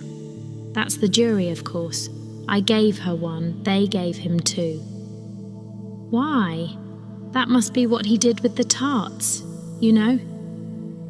But it goes on, they all returned from him to you, said Alice. Why, there they are, said the king triumphantly, pointing to the tarts on the table. Nothing can be clearer than that. Then again, before she had this fit. You never had fits, my dear, I think, he said to the Queen. Never, said the Queen furiously, throwing an inkstand at the lizard as she spoke. The unfortunate little Bill had left off writing on his slate with one finger, as he found it made no mark. But he now hastily began again, using the ink that was trickling down his face, as long as it lasted. Then the words don't fit you, said the king, looking round the court with a smile. There was a dead silence.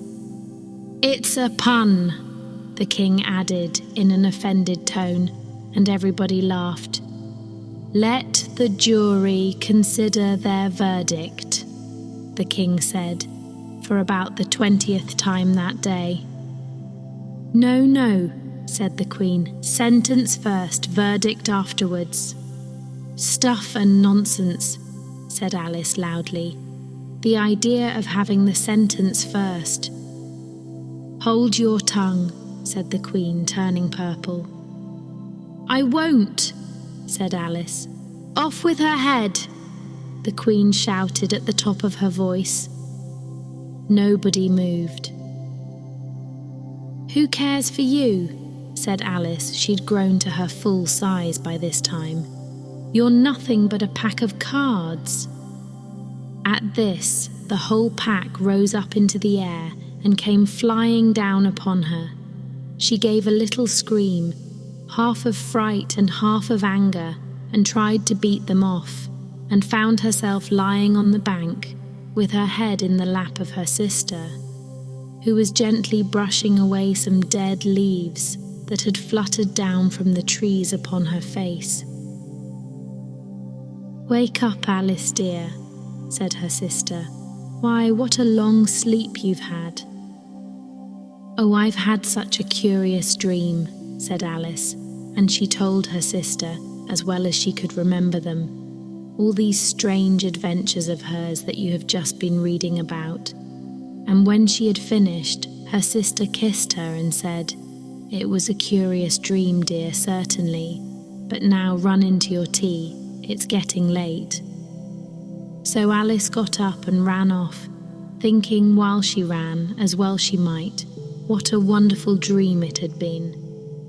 But her sister sat still just as she left her, leaning her head on her hand, watching the setting sun and thinking of little Alice and all her wonderful adventures, till she too began dreaming after a fashion. And this was her dream. First she dreamed of little Alice herself, and once again the tiny hands were clasped upon her knee, and the bright, eager eyes were looking up into hers. She could hear the very tones of her voice, and see that queer little toss of her head to keep back the wandering hair that would always get into her eyes. And still as she listened, or seemed to listen, the whole place around her became alive with the strange creatures of her little sister's dream. The long grass rustled at her feet as the white rabbit hurried by. The frightened mouse splashed his way through the neighbouring pool.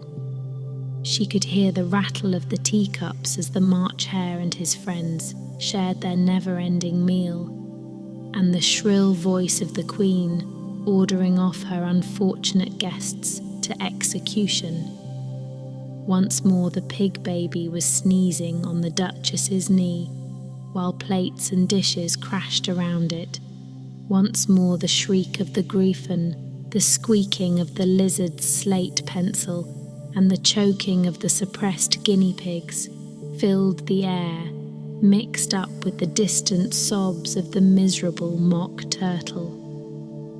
So she sat on, with closed eyes, and half believed herself in Wonderland, though she knew she had but to open them again, and all would change to dull reality. The grass would be only rustling in the wind, and the pool rippling to the waving of the reeds. The rattling teacups would change to tinkling sheep bells, and the Queen's shrill cries to the voice of the shepherd boy, and the sneeze of the baby, the shriek of the griffon, and all the other queer noises would change, she knew, to the confused clamour of the busy farmyard, while the lowing of the cattle in the distance would take the place of the mock turtle's heavy sobs. Lastly, she pictured to herself how this same little sister of hers would, in the aftertime, be herself a grown woman, and how she would keep, through all her riper years, the simple and loving heart of her childhood, and how she would gather about her other little children and make their eyes bright and eager with many a strange tale, perhaps even with the dream of Wonderland of long ago, and how she would feel with all their simple sorrows, and find a pleasure in all their simple joys, remembering her own child life and the happy summer days.